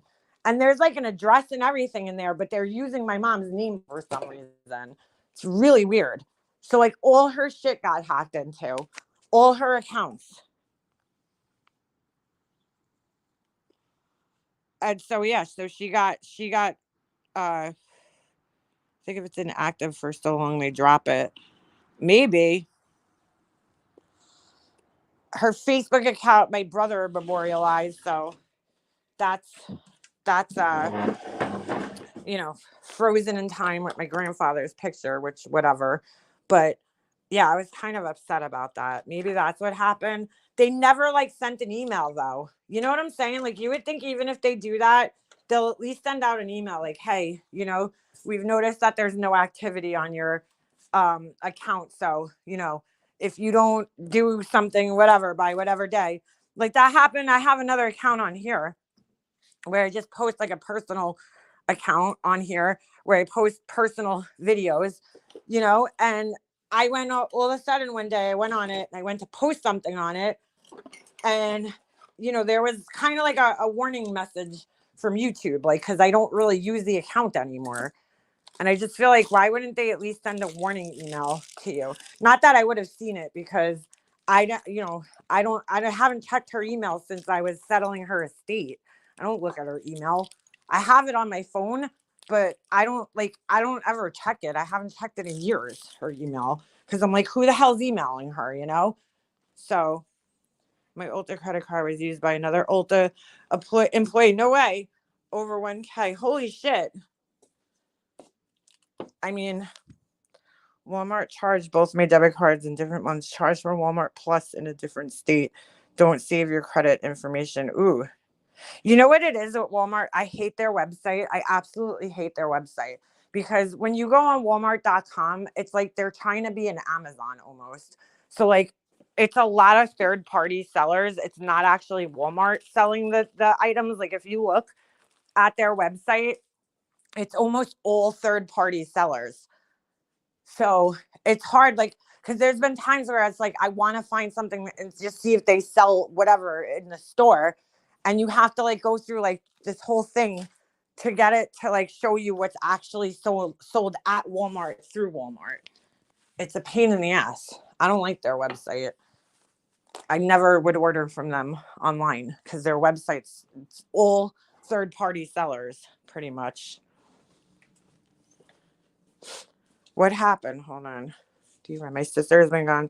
Our whole family gets emails. Oh my God, D-Rod, that's terrible. I've heard of that happening before too. That is like so horrible. So horrible. That happened to me once with my mom. There was something like got sent to me and it was from her. And I was like, what the fuck? I forgot what it was. It was a long time ago. It was like when she first passed away. Because I think people go and they get the canceled out social security numbers, you know, and they use them. There's like a scam, just like with unemployment, right? My brother-in-law recently, he's working. He's like pretty high up in his company, right? And he works all the time, my brother-in-law. And somebody went and used his name. This was during COVID. Somebody went and used his name and went and did filed for unemployment in his name. So he gets a thing in the mail and it's like about, I don't remember exactly what it said, but he gets a thing in the mail about unemployment. And he's like, what the fuck? I never did. Well, he probably didn't curse because he doesn't curse, but he was probably like, what the heck? You know, like I didn't file for unemployment. So he gets in touch with the unemployment office and he had to go through this like whole big thing to prove that it wasn't him. Meanwhile, it's like he didn't do anything wrong. He's just working and going about his business. And somebody somehow got his name and his social security number and they filed for unemployment. And they were trying to collect unemployment under his name in New York State. So now, if you want to do unemployment, forget it. It's so fucked up right now, unemployment, because my husband had to get it from, you know, he was like laid off for a little bit. And it's this whole big process now to get unemployment through New York State. It takes like 10 times longer. And my husband's like, I don't need the money, thank God, because he was only like out of work for like a week. But like, what about people that actually need the money? You know what I'm saying? From unemployment, like depending on it, like they didn't get back to work yet. He's still, I think it was like a month ago, 2 months ago, and he still hasn't gotten his first payment. Well, his only payment because he was only off for like a week, but like he still hasn't gotten his payment because now they have to go through this whole identity verification thing, you know, because people were using unemployment to scam. So fucked up.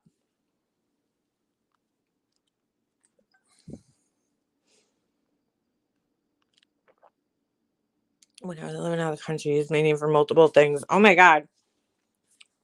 Yeah. Fucking people scamming. Absolutely horrible. I screwed myself a couple of months ago because I seen an Apple, I guess like Apple charged me for something and I didn't know. So I was away and I was away for the weekend and I got a notification from my bank that, you know, Apple had made this purchase. And I'm like, what the fuck? I'm like, I didn't, I didn't do that. So I call, you know, I reply to the text message like, no, that's not my charge. And now I'm away. Thank God, you know, I had my husband with me because if I was by myself, I would have been screwed. But anyway, so I couldn't even access my money for the whole entire weekend because it was frozen.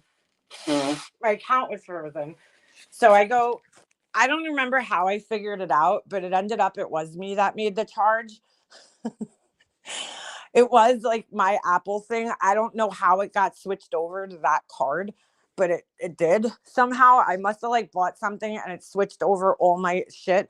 It might have been like a YouTube thing. I might have done a membership or something, and it got switched over to my new card. All my membership, I mean, all my YouTube stuff. And I was like, what the fuck? Like, because it was like $40. I'm like, I didn't buy anything on the Apple iTunes store for $40. But it was like probably my memberships and my YouTube all in one shot. And I was like, are you fucking kidding me? So I had no money for the whole entire weekend. And then I had to go through this whole entire thing. I ended up figuring out it was me because it was weird. I looked at my Apple account and for some reason it took like an extra day to show on my Apple account. But then I'm looking at it, I'm like, whoa, that's the same exact amount. So it has to be the same purchase. So I was like, are you kidding me? So now I had to go through the whole process of getting a whole new debit card, switching everything over. And it was me. It ended up being me who made the purchase. I'm like, you fucking pain in the ass. I don't know why. Every time anything charges on Apple, I get like a security alert from my bank. I used to have Citibank and it was the same thing. I would go out of state and it was so embarrassing because I would go to make a purchase, like, and I'd get, declined and I'd be like, what the fuck? Like, I know I have money. And then I'd have to go call my bank. And just because I was out of state and I typically, wouldn't be out of state, it would, freeze my account. Cause like I made purchase in like Virginia something. And I'm like, are you kidding me? Like, I appreciate that they're looking out for you, but at the same time, to just freeze your account like that quickly is crazy. I can't cancel my Apple storage. I use Android now. Still working on it. $5.99 for 2 years. Wait, you use the Android from an iPhone? I canceled mine, I think, a while back. You have to go into your Apple account and go into subscriptions and memberships and cancel it from there. And it should cancel. Who's Melissa? Oh, Melissa is our good friend, Fresh Start, aka the wrong one, aka Burgundy Blues, and whatever, and the 9 million other fucking troll account names that she had over the last few years. Melissa. I haven't seen that account around. The Burgundy Blues. They hang out in Laura's chat. It's one of Laura's friends.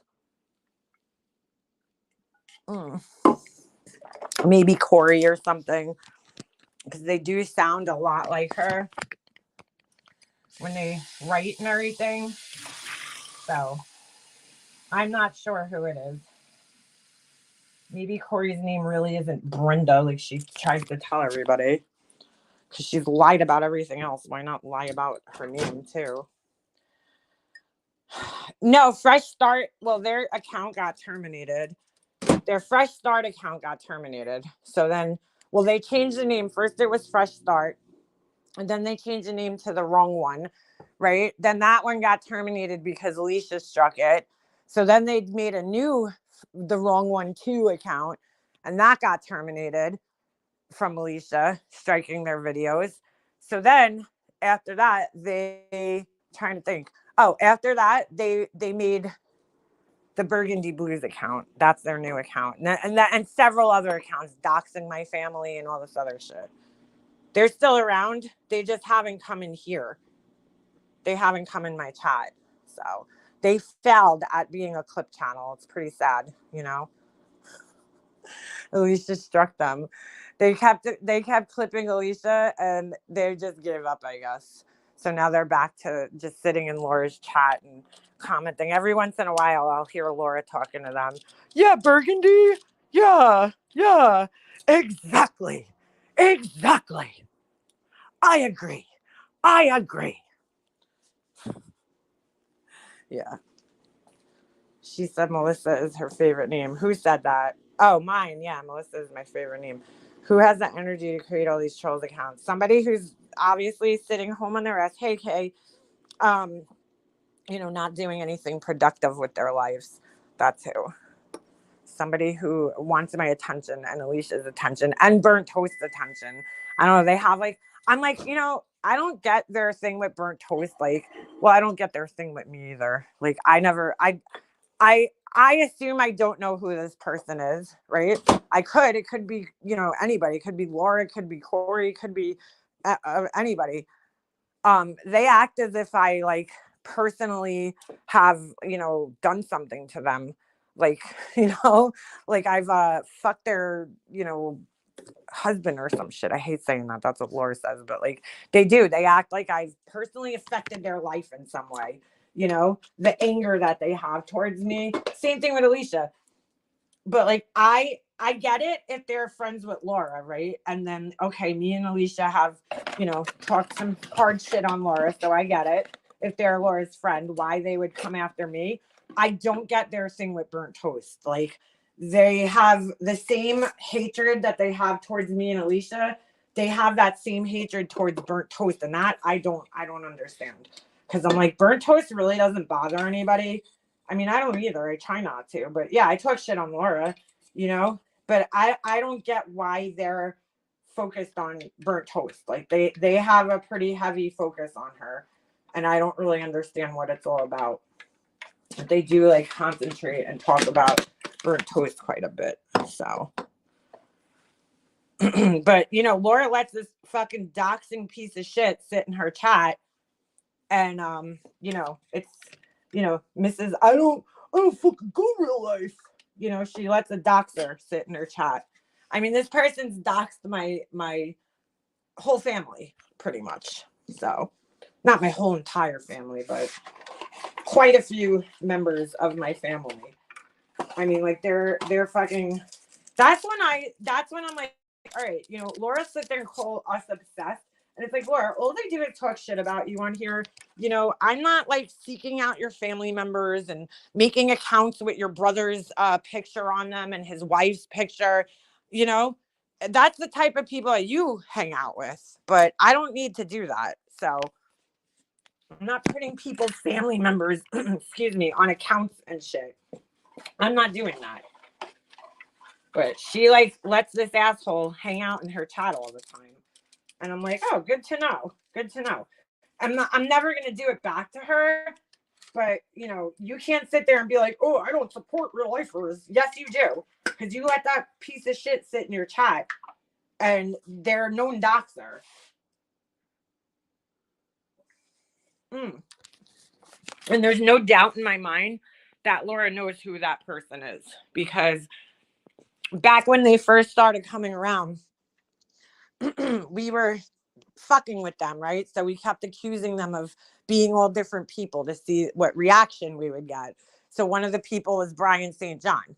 And Laura's like, it's definitely not Brian. And I'm thinking, well, how do you know that though? How would you know that? The only way you could know that it's definitely not Brian is if you know who it is. Because I can't say who it's not or who it is. I don't know. I could only speculate. I know it's Melissa, but I don't know anything past that. I could only speculate onto who it is, as to who it is. Mateo Muro, please fart. Yeah, no thanks. That's fucking weird, dude. But yeah. She says last week she doesn't go on panels. She's on, oh yeah, she's so full of shit. She jumps on any panel she can. If Laura sees, I think that's why she hates Queen Bee so much. Okay. And she's so salty about Queen Bee is because she sees 800 people in the chat and she can't get on that panel. You know, she sees Queen Bee making money and Laura's like, how can I get in on that? Like she can. Queen Bee saw through her and that rubs her the wrong way, chaps her fucking asshole. You know, that she can't cash in on it somehow. Yeah, it's a little weird to ask girls to fart. First of all, girls don't poop. So I don't know where the fuck you've been. Oh, it burns her asshole. Burns her asshole. She is an infinite victim. If you guys watched, JP did a great parody of Laura talking about Queen Bee and fucking, oh, it was funny. It was funny. She did a great little parody this morning. Queen Bee froze out Laura brilliantly. Yeah, she did. That she did. I'm going to take you guys with me for a little ride. I'm going to the store. But yeah, you know, so it chaps her ass though that she doesn't have access to Queen Bee's followers and all that. Because that's what Laura does. Like, you know, she'll go on people's panels because she sees, oh, this person has like 800 people in their chat or 500 people in their chat. same reason she kept going back to Molly Golightly a million times. You know, she saw Molly Golightly getting clout. And by the way, speaking of her, I was thinking of this. I couldn't help but think it while I was watching the Tragedy Pimp special on Paramount. How much do you think that is burning Molly Golightly right now that they got on TV and she like got kicked out of their little group? Because like that's heels on the ground, right? That's fucking Betty and JLR and Olivia and Molly Golightly was supposed to be the fucking fourth member of the band, right? And she got kicked out. She got kicked out of the band. She must be like fucking dying right now, knowing that they got on TV and she couldn't be part of it. It has to be killing her. Has to be killing her.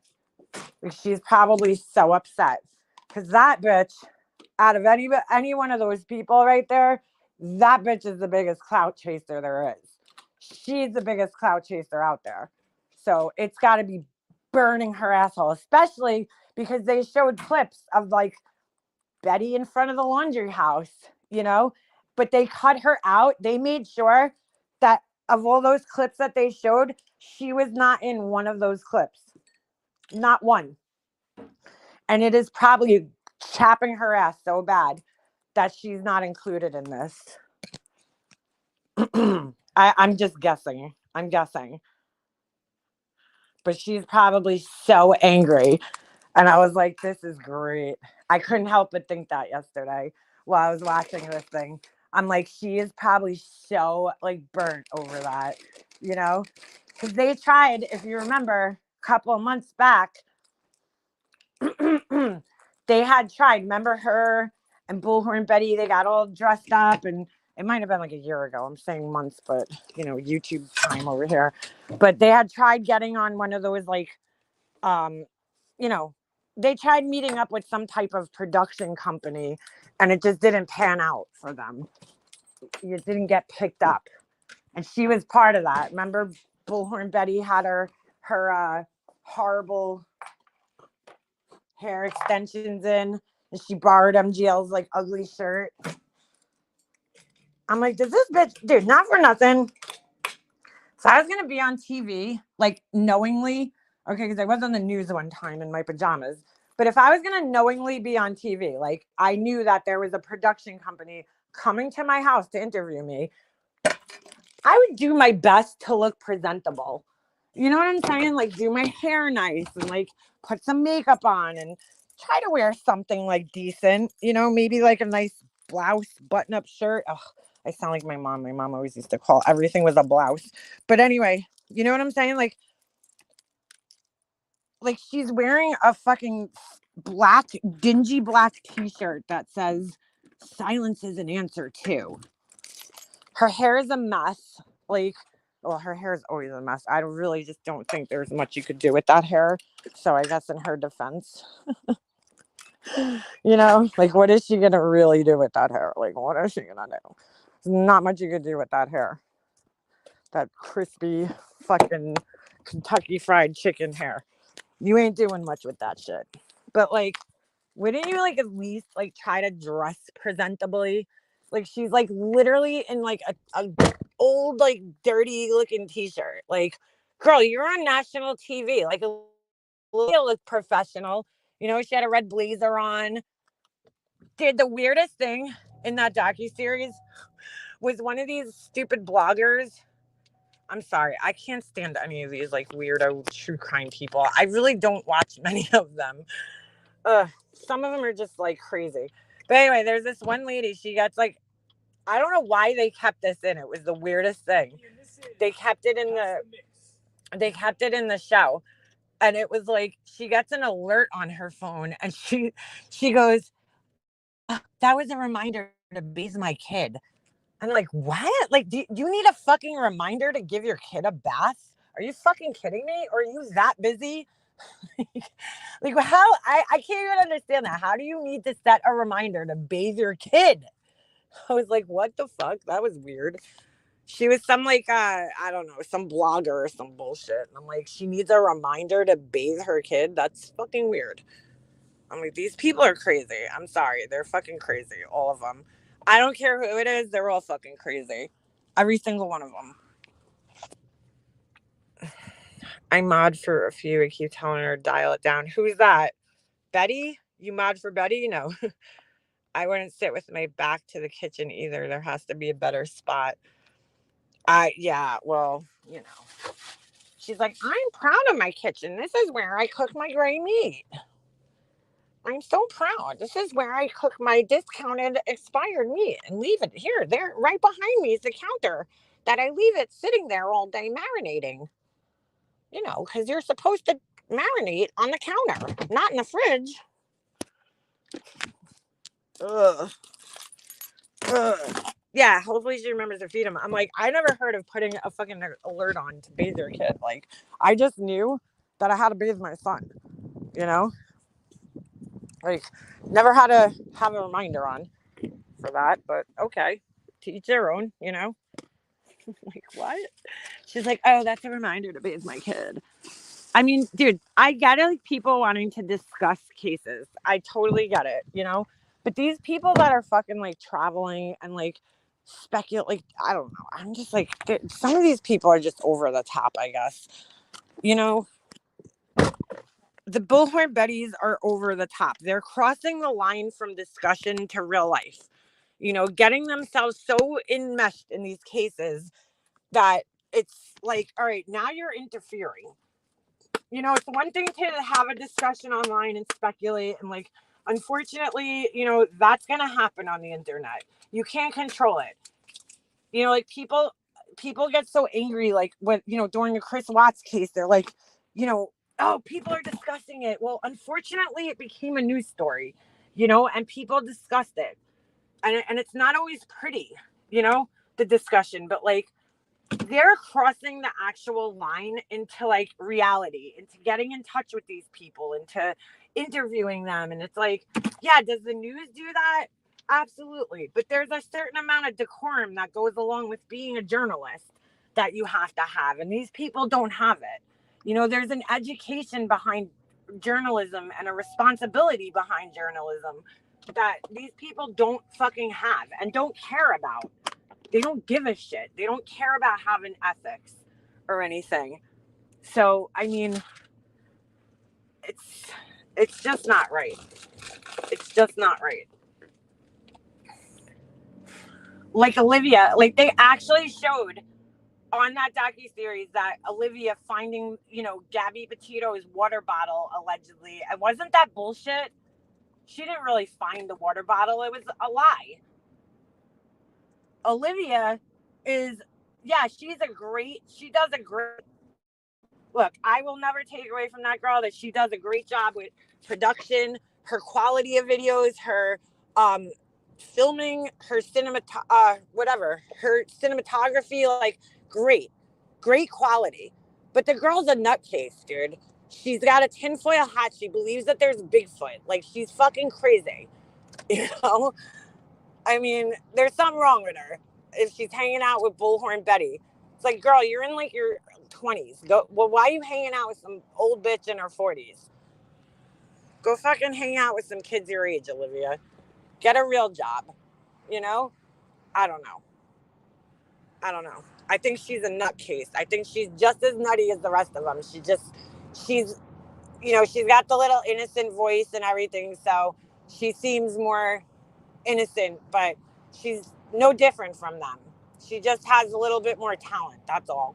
I could put videos together. No, she legit believes in Bigfoot. I went back and watched one of her, you know, when they first came around. Oh my God, dude, have I seriously been wearing this shirt with a tag in it this whole time?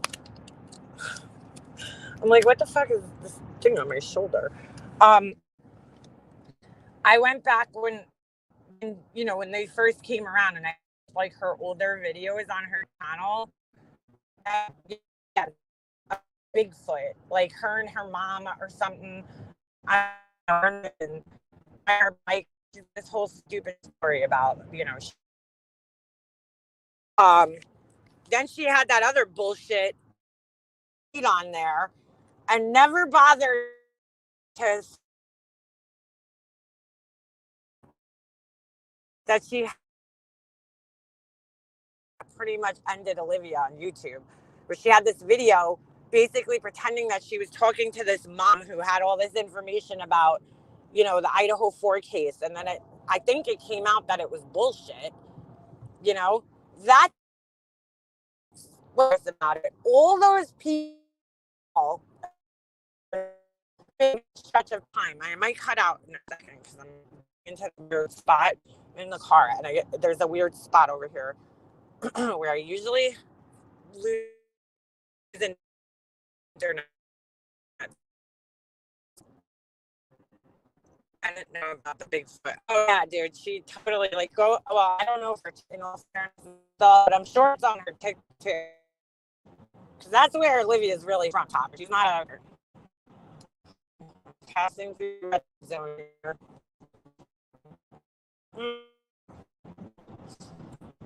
Hold on. Anyway, Olivia. Who was I gonna say? Oh, that was it. That to me is the danger in these people getting involved. Okay. There's a bunch of people out there that are hungry for information, right? And they know this.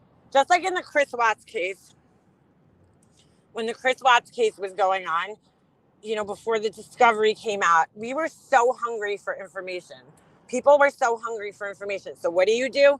You go searching for it. You go online, you go watch videos. That's how I found Molly Golightly. I was like, I need to know more about this. I need to know more. And I find Molly Golightly's page. She was like the only person discussing the Chris Watts case at that time. It was like right after it happened, So I'm like searching because you just want to know more information, right? These people know that, and then they exploit it and take advantage of it, doing live after live after live after live. And then they speculate, right? And that's where shit gets dangerous, because they get groups of people. Like right now, there's these channels that are trying to petition to get Nicole Kessinger charged.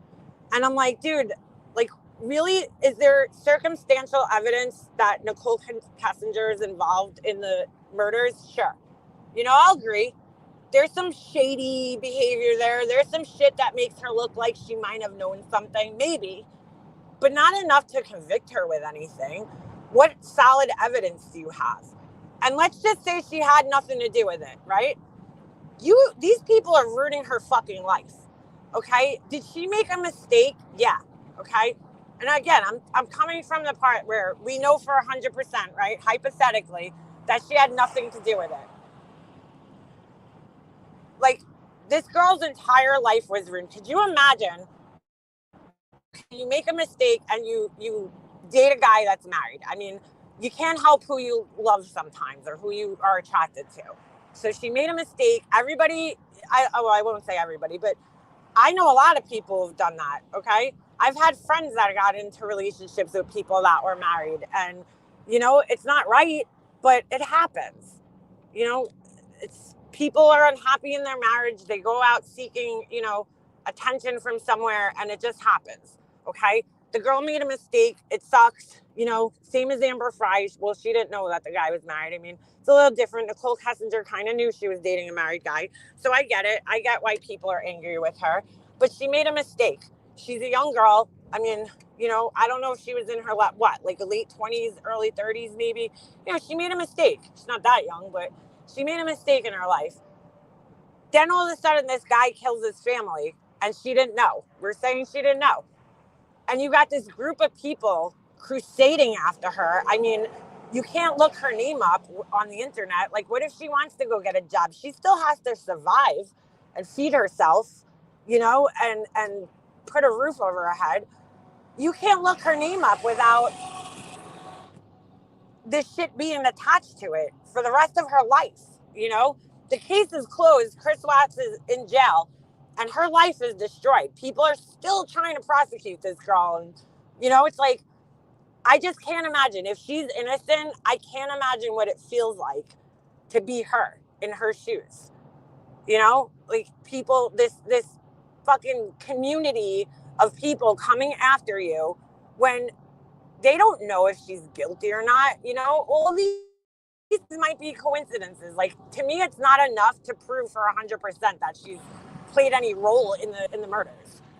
And that's what these people do. They did it with the Idaho murders before Koberger was arrested. They were accusing this. It's the ex-boyfriend. It's the neighbor. And it's dangerous. You could fuck somebody's life up. I mean, there's a whole goddamn documentary about that shit on Netflix. People going after these people who were innocent, who didn't, participate in the murders.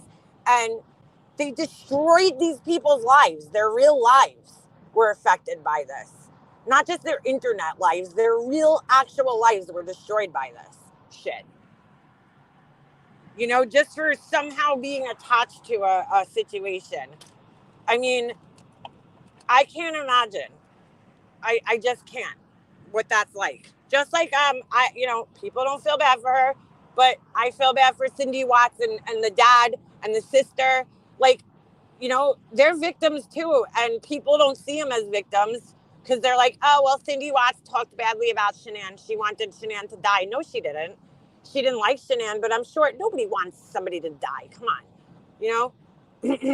But that's how people are on the internet, and these people's lives are being affected by this shit. And that's why they don't care. These people don't care.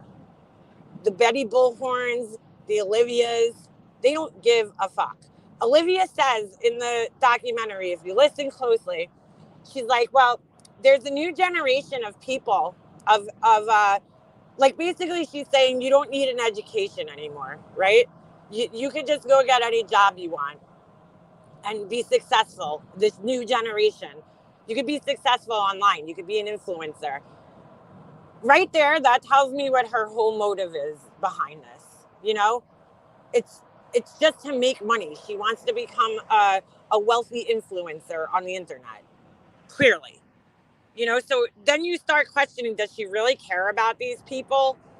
Did she really care when she was interviewing the Gonzalez family? If I'm saying that right. Did she really care, or was she just interviewing them so that she could put in a title, that she spoke with Kaylee's family from the Idaho 4, and she could get 1 million views on the video? It's fucking gross, dude. It's fucking gross. It's not for me. And then, to have a channel where it's like, if you're going to do it responsibly. Don't have, these people on that you can't even verify, like this Kim lady, that you can't even verify if the information is correct or not. That's where you're wrong. You're having these people on here that are speculating, these hate mobs start forming, like, you're affecting people's real fucking lives. Do you give a shit? No, you don't. You don't fucking care. I remember her calling them, not the other way around. I remember that too.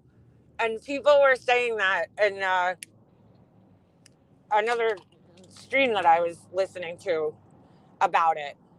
I think it was Forgotten Whispers. Well, AKA, I don't know, she changed her name, Uncle Pickles. But yeah, people were saying the same thing, that it was the other way around. She contacted them, not them contacting her. I don't know. I don't even know if that video is still up anymore. Oh, Laura's so jealous that she wasn't included in that. But let's just be real. Laura's live last night. Laura was live last night. Okay. And there was 58 people in her chat at one point. She was discussing some case. I don't even remember which case. And of course, giving her stupid opinions and mispronouncing things like recidivism. She's like revidicism. Oh, Laura. That's why nobody takes you seriously. I know it's like, all right, people miss words all the time, but that's why that's the whole part of the reason why people don't take you seriously. Revidicism. Come on, bro. She was discussing the case about the Ethan, whatever his name is, where the parents got arrested. And she said something interesting last night that I was like, She's like, oh, my brother lied to a therapist when he was young. And I'm thinking, wait a second, I thought you had a perfect childhood, Laura. The most ideal childhood of all childhoods. Why would your brother need to see a therapist and lie to him? Hmm. Hmm. She's always bragging about how great her childhood and how perfect her home life was growing up and how she has no mental issues except for narcissistic personality disorder, right? No. But like, you know, an ADHD and an eating disorder and an addiction issue, she has no mental issues, guys. But yeah, you know, she's like, yeah, my brother had to go see a therapist, but she's like, I don't even know. I was like half-ass listening at night, but I'm like, dude, she had 58 people in there listening to her. 58. 20,000 subscribers and only 58 or 20 something thousand and only 58 of them bothered to come in her fucking life. Fuck, I just passed the place that I wanted to go. That's great. Mm-hmm. Oh, did she say that, Muffin Mouse? I don't know. I didn't listen to the whole entire thing, but I was like, oh dear. Oh dear. She just loves to be controversial. So any case, like that, she's always going to take the opposite stance. And then she's comparing it to the Skylar. Was it Skylar? No. I don't know. She's comparing it to some other case where the girl, I know the case that she was talking about, Richardson. Was it Skylar Richardson? She's like, oh, she killed a baby in the house and like her parents didn't get in trouble. And I'm like, that's not even close to the same thing, Laura. Like, you can't even compare the two cases. In that case, if it's a case I'm thinking about where the girl was the cheerleader and she had the baby and then buried it in the backyard, the parents had no fucking idea that she was pregnant, okay, and had no idea that she had buried the baby in the backyard. So like, how are you comparing that to this case where the parents clearly knew that their son was having mental problems and like saying things about, you know doing horrible things to people? How could you compare the two? They don't even compare. It's like two totally different fucking things. Yeah, you could be different, right, without being a total douche. But she does that with everything. Honestly, she always has to take the opposite stance on things for, to be controversial and different. And I get it. It makes for an interesting, argument or conversation. And Dietz was up on her panel, and I just have to say, she sounded incredibly intimidated by Laura. Like, she was not really asserting herself in that. She sounded like a little uh, pussycat up there. Like she was like kind of a little scared of Laura, basically, scared to disagree with her, basically, which I could tell she did because she brought up some points here and there, but she was definitely like not really asserting herself very much. Yeah, they knew the kid was troubled and bought him a gun. That's what I'm saying. And I'm like, how do you compare that to a girl who, if that's the case, because I don't remember the girl's name, but I remember the case, if that's the one she was talking about, how do you compare that to a girl who, you know, hid a pregnancy from her parents, killed the baby, and then buried it in the backyard when the parents weren't home? Like, how do you even compare that? It's not even close to the same thing. Like, what the fuck is she like talking about, dude? She's like, this is going to be bad. Yeah, it's going to set a precedence for parents who know that their children have issues, okay, mental issues. And, you don't buy a kid who's having mental issues a gun. I mean, that's why this is happening, because it's a unique situation. A lot of the times when these school shootings happen, the parents don't know, that the kid's having mental issues. Or and she's like, well, I know what's going on with my kid. My kid was, going through something and I redid their room. Lord, you didn't cure depression by redoing somebody's room, just to let you know. If that solved everything, then it probably wasn't real depression to begin with. It was probably just a little, thing that they were going through, but not depression or a mental issue. I'm like, what the fuck? Like, oh, so maybe if the parents would have just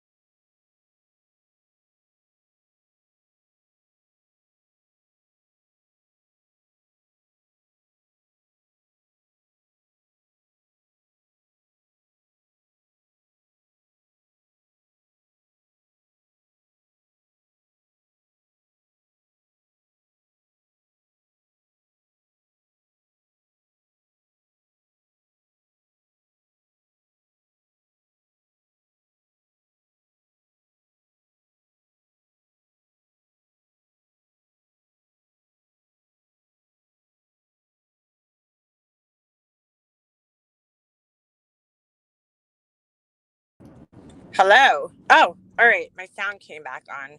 I got a phone call. My friend called me, my imaginary friend, and it cut me out of the live and my sound wouldn't come back. So I was going to just end it, but all right. I was able to figure it out. Let me know if you could hear me. I'll wait a second. I knew because I couldn't see the little gray box around my picture. It was like not moving. And I'm like, my sound is definitely out right now. Definitely out. I'm driving by my old house, my mom's house. It's so weird driving by here and like just knowing I can't go inside. So sad. I wonder what they did inside. I wish I could go in there and see like how it changed. All right, you guys could hear me. Every time I'm in this area, I just have to drive by my mom's house because it's just so weird. It's just so weird that you could grow up on this in this neighborhood and it's all new people now. Like nobody, the only person that's still the same over here is the neighbor across the street. It's all new people. I'm trying to like kind of see into the house. Oh, what the fuck? There's a window there? That's weird. Um, it's just so weird. So sad. Like it's so bizarre to drive by your old house. Like I used to be able to just walk in the front door and it's like somebody else is living there. I can't drive in there. So strange. I had to go, my neighbor that lives across the street from my mom's house, she ordered, some stuff from me over the Christmas. So I had to go over there and drop it off at her house. Or I had to fix something. She like totally confused me. I don't know. It was whatever. So I had to fix something for her. She ordered one of those angel things. So I'm standing outside. Her husband was home. She was at work when I went. And I'm standing outside with the husband. He's like, I remember being the new person on this block, like he's right. Like when they moved in, I was like 9, I think 8 or 9. And they moved in and they were like the new family on the block, and they were the youngest family. And, and then like all of a sudden he's like, now I'm the old person on the block. I'm the oldest person. And he is like, it's all new people. My mom's gone.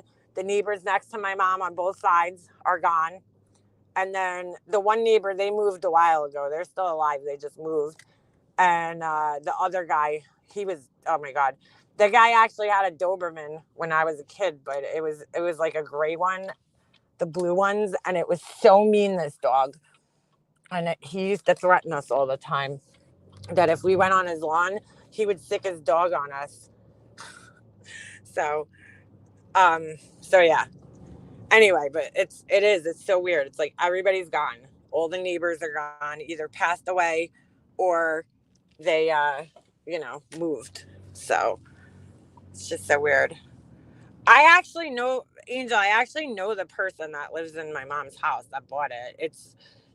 It was like the weirdest thing, the way it all worked out. My husband, dude, it was so weird the way this all happened. So like when we were going to sell the house, my brother wanted to hire this attorney, and I mean, not attorney, I'm sorry, agent, the real estate agent. And they went and talked to this guy without even like talking to me. And the guy, I knew the kid, we grew up with him. He was in the same grade as my brother. And I was like, well, let's find an attorney. Let's find an agent that like we don't know. You know what I'm saying? Like somebody that we don't know. That's what our attorneys were suggesting. So this guy was like, well, this guy was kept saying he had an interested buyer in the house, but we were like, they all say that. They all fucking say that. They're like, yeah, I got an interested person. It's like, dude, you didn't even show them the house. How are they interested, right? In the meanwhile, my husband and my brother his brother worked for the same union. So his friend, oh my God, his brother's friend's little brother was looking for a house in my mom's area because my mom's house is close to the train station. And so they were looking for a house close to the train station because one of them works in the city. So the kid asked if he could come see the house. And I'm like, oh my God, I realized we went to school together, but I wasn't really like friends with him, but I knew of him. I knew like the people that he hung out with. He was a year younger than me. So I was like, or 2 years maybe. So I let him come in and see the house and whatever, right? So it ended up that we hire another, real estate person to sell the house. And it ends up that the guy that my brother wanted to hire, the person that was interested in the house, he wasn't lying. It was actually a person. And the person that was interested was the kid who was friends with my husband's brother. So like it was just so weird how it all worked out. So I know him, like I don't know him all that well, but I know him. But like I'm sure he would like let me in. I just feel weird asking. Like it's somebody else's house. I'm not like that. I would never ask to like come in and see your house. I'm friends with him on Facebook, but I haven't even looked at their, him and the wife. His wife works for like a major like high-end makeup company, and she like gave me tons and tons of like shit from the makeup company. It was pretty cool. But when we sold the house at the closing, she brought me like this huge bag of like serums and all sorts of shit, candles, like it was crazy. But yeah, so I mean I kind of know them, but like I don't want to, invade their space. Like I would never ask to come in their house. Like I feel like that's kind of weird. Maybe one day, they're never home though. Um that's what the neighbor was saying. My mom's old neighbor, he was like, they're like never home. Like, and anytime I ever drive past there, like I've driven past there on weekends, there's no cars in the driveway. So like, I would just like to see like what they did with the pool and everything, like the backyard, but it is what it is. They don't have any kids as far as I know, which kind of makes me sad because I'm like, oh, I would have liked like another family to buy it. Like it was a great house, like it was a small house, but it was a great house. It was a great area to grow up in where I grew up. And there was a lot of things to do as a kid. There was a lot of places to ride your bike and, there was parks and places to hang out and like, I don't know. And the school's right there. I didn't go inside my parents' house a couple of years back. Maybe one day if they sell it, I'll be able to go in there at like an open house. I got to go inside my parents' house a couple of years back. The house my sister and father both died in. They did some really great renovations. Oh, wow. And proceeded to tell me how haunted it was. Get out of here. Yeah, they definitely did some renovations. I knew that though. I seen some of them on Facebook. Like they knocked down my mom's kitchen and like made it one big open space, which is like really cool. My mom actually used to think of doing that. So they did some cool renovations in there. I want to see how they renovated the basement and stuff. Cause like the basement was like, ugh, dingy. Mm. It was finished, my mom's basement, but like we had a flood. We had like several floods down there. We had a fire down there one time. So like it was kind of, it needed a fucking makeover. Like I think by the time my mom moved out, she ripped out all of the carpeting and everything. So like it was just like the cement floor because it had flooded so many times down there.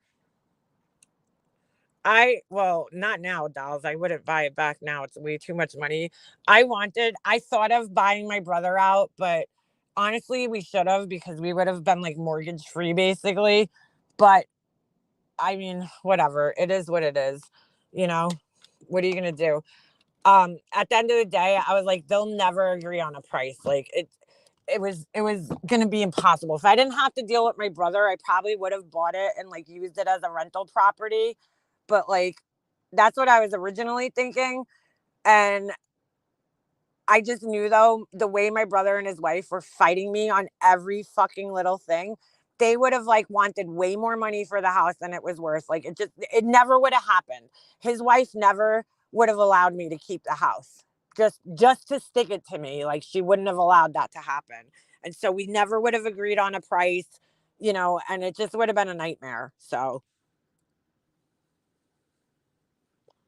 but right now the house we sold it. When we sold it, it was right before COVID and the housing prices were pretty low, and right now it's probably worth double than what we sold it for, almost double.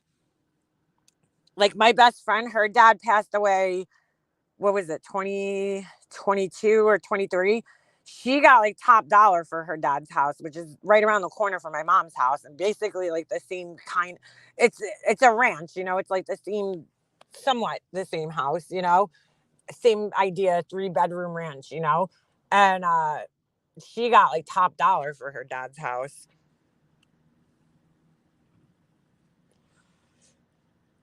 Their fucking kids grew up, and I used to go there before I was a foster. I dream of it now as an adult. I know it's really sad. It's just like I would love to just like walk in there, you know, but I'm glad like somebody bought it and they're taking care of it and you know they're enjoying it. Like it's a good house for entertaining. There's a nice, you know, if you have like a small family, it's a good house that for entertaining during the summer. Maybe not so much in the winter.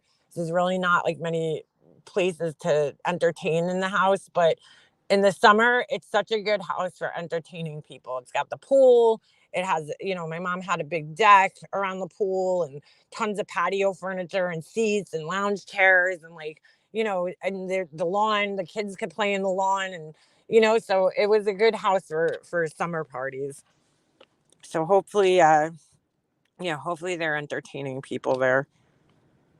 My grandfather built it for my grandmother, and they had 4 children, and they're all adopted kids she let there. Such a beautiful heart. Aw, I'm sorry to hear that. I know. Well, I'm sorry to hear you missed the house because I know what it's like. I would love to go in there. You know, it's just like it's so weird. I'm more used to it now. When I first like sold it and like going back there, like I think I went a good like solid year that I just couldn't even drive over there because I would get so upset. You know, I remember I went to my neighbor's party one day and like I was so upset leaving because I was like, I can't believe I'm sitting across the street from my house and I can't go in it. You know, now this long after I'm kind of just like, all right, it's you know, it is what it is. Like I can't do anything about it, but it's still sad. To buy a house in Toronto, a little piece of shit is 6 figures. Yeah.